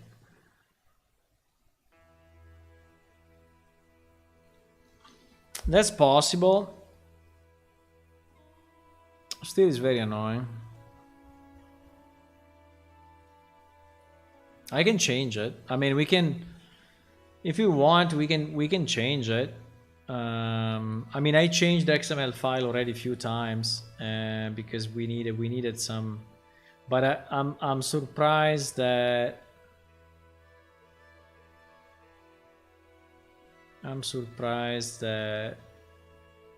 there is maybe not a switch or something. It would be nice to have a switch. White out. No. Is quote, tokenize, check tag operator, tokenize, create node recursive. String token plus.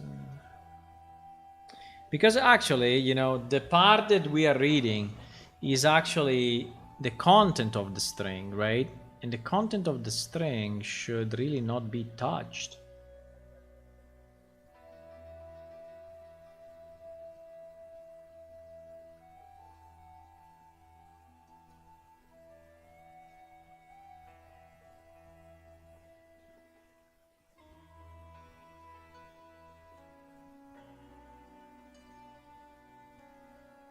Continue and try to get the content. String content. I think it's this thing.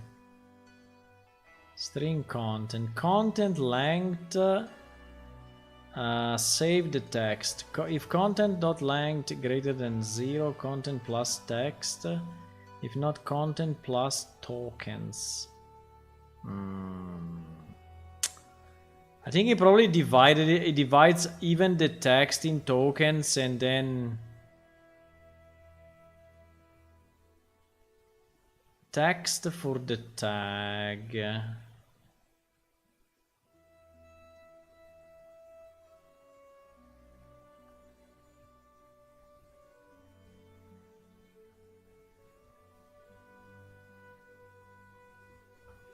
I have no idea. We can try to debug it and see, but It's not very simple. I don't know, it seems to me that when he's reading when he's reading the content, you know what we can do? Let me check if wait a second. Let me check before doing this. Let me check if we have so we send it the right way to the blueprints, because maybe we change it in the blueprint for some reason. Let me see if we get the proper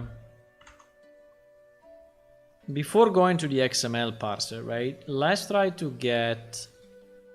to see if we get the content right, because I can see it here. I can see it when we get the text node, right?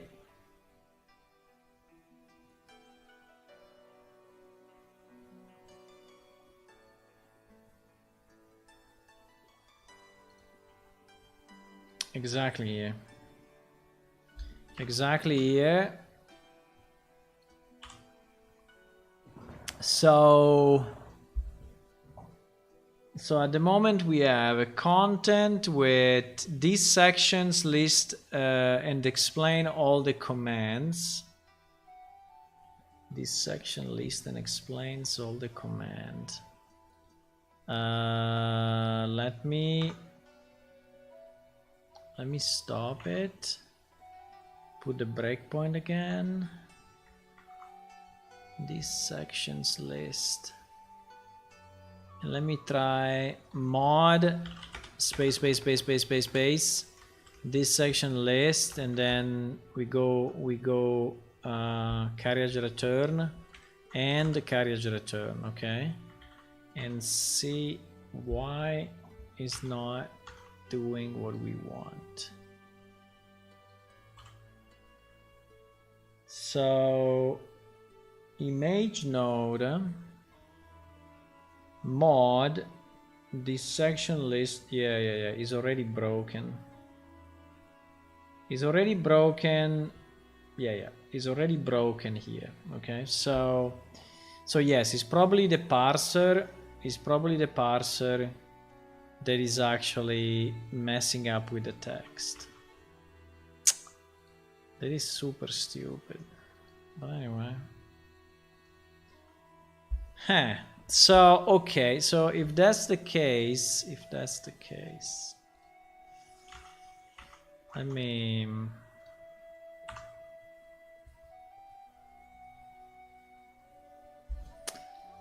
see.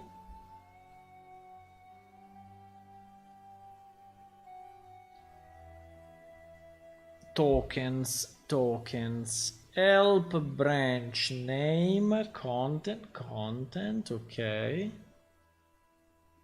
Oh my god, yes, it's splitting. But why is doing this? It's so stupid. Yeah, he's splitting all the words one by one, so the content gets gets flattened out. All the white spaces, all the carriage returns are lost. Super annoying. Super freaking annoying.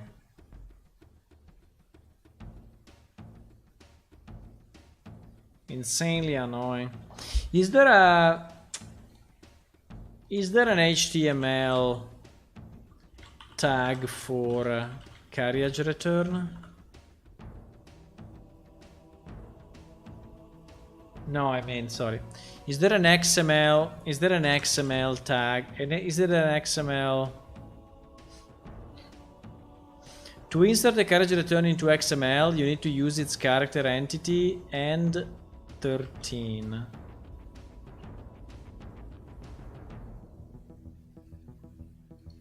Right.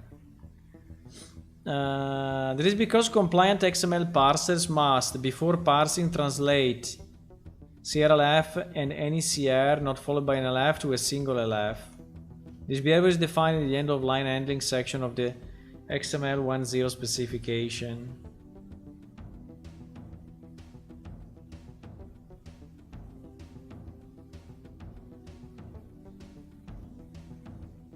XML space preserve has to work for all compliant XML parsers. However, not in HTML, the line break was just that's fine. Yeah, but you see that in theory the XML specification has an XML space preserve, huh? But I'm pretty sure that this XML space preserve is not into the XML parser.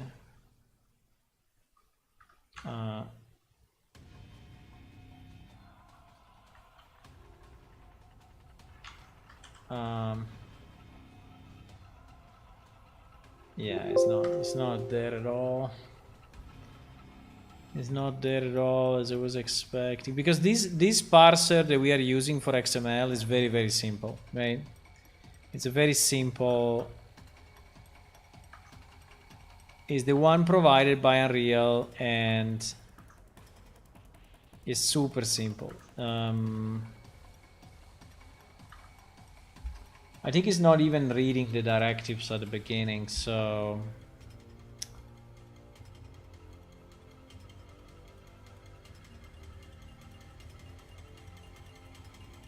that's kind of annoying. I mean, the way we could do it is that if you create different content, you know, if you create different content pieces, if you do content, you do content type text, and then you do another content type text, then you go to the next line, right? Because for us are separate pieces. But you know, it's really a pity that happens. I don't know if there is an easy way to modify it, because I really would like to modify it actually. Is the way tokenized. The problem is the tokenization. So when it's tokenizing, it's not really taking care of the pieces. I mean, it's not taking care if you are inside a tag or if you are inside a content of a tag, right? And so the tokenize is just tokenizing everything.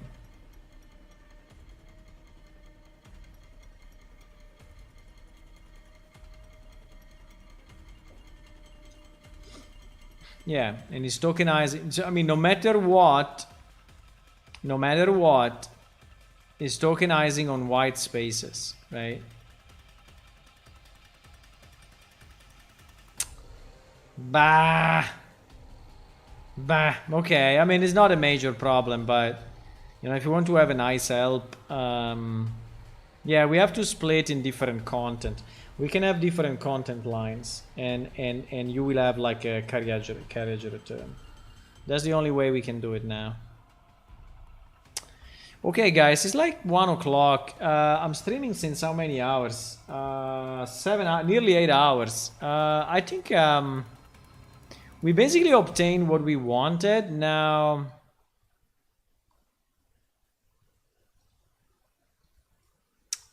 if we want, we could switch the XML parser to...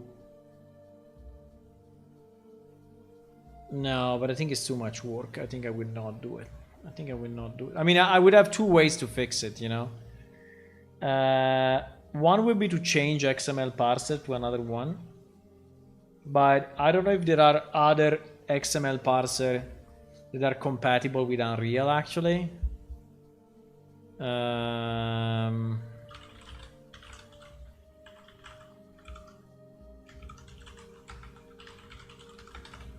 I will need an alternative XML parser to Easy XML Parser library for Unreal Engine. It'd be interesting to know why this guy did it 3 years ago. Why this guy did a new... So what is the difference, right?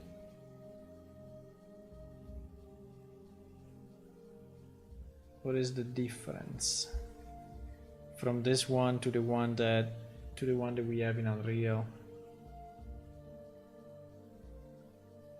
Maybe because he exposed the blueprint. Yeah, I think it's because it's exposed to blueprints, but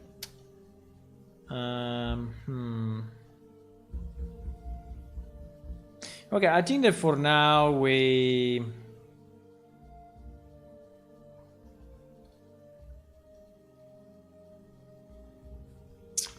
Unreal XML Parser preserve spaces. Doesn't give a It doesn't give a damn that there are spaces. So all the formatting is lost.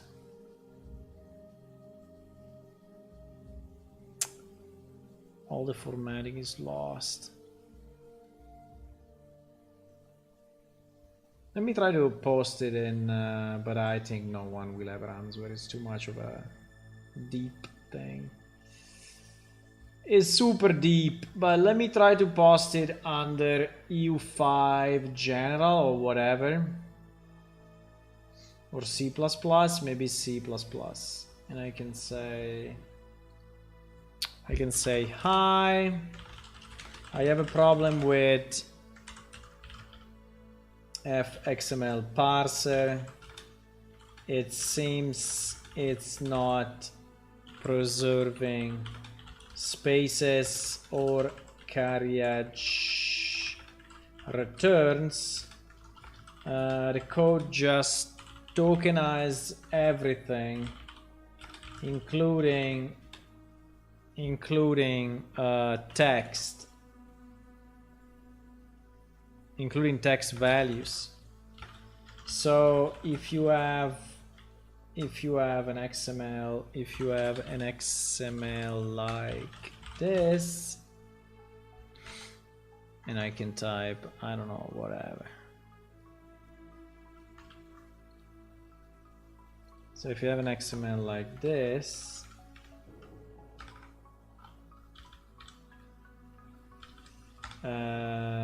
so for example, branch, let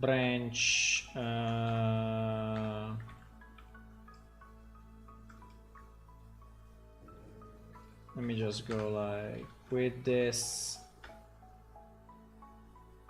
command, you can, let's say, with this command usage, blah blah blah,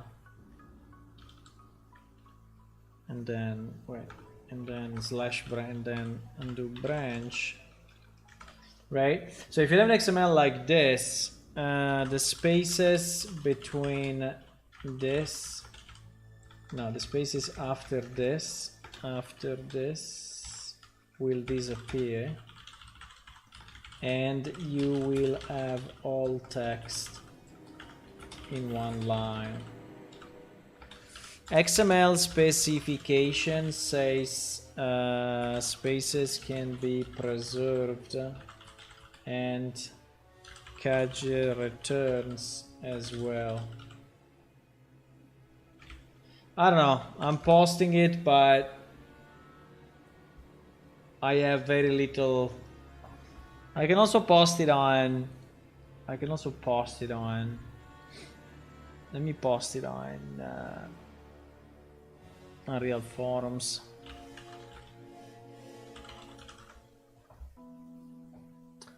Let me post it on Unreal forums just for fun.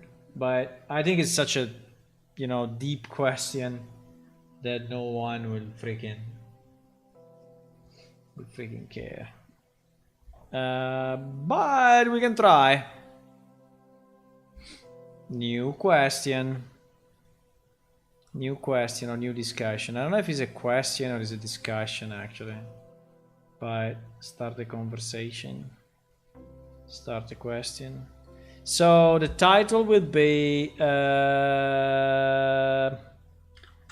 preserve spaces and carriage return with Xml Parser, right?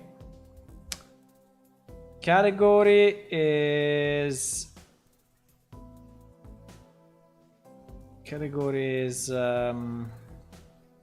XML. No, is what? I have no idea. Is C++? No. C++? Programming and scripting? Okay. Question is C++, XML. We don't have XML. GG. F XML. F XML. Nothing.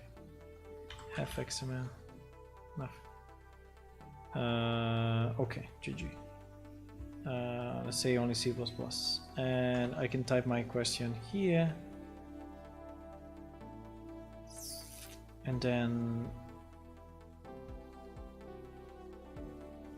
please include a tag relating to the topic first and then tag the version.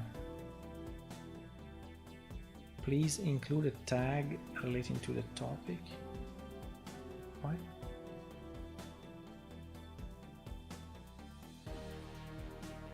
Okay, he wanted U4 somehow. He wanted U4.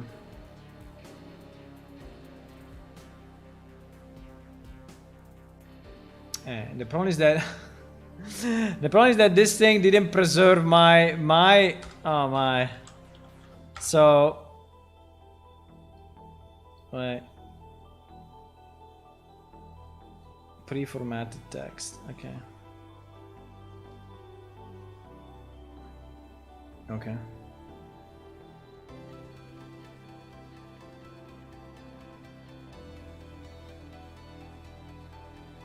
Yeah, I can say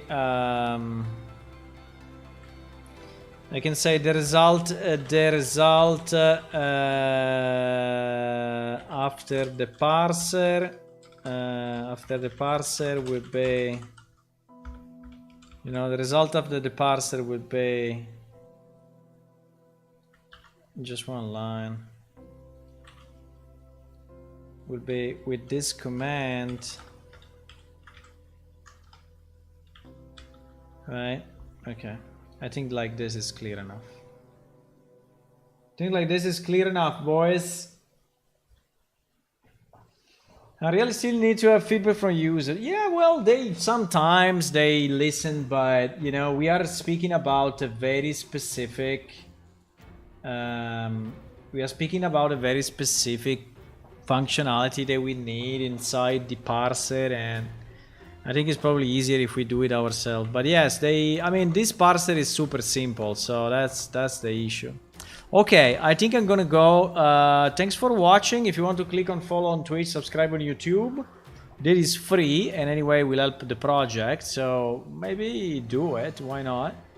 And I'm being promoted by Discbot. That's very nice. What they promoted me to? I don't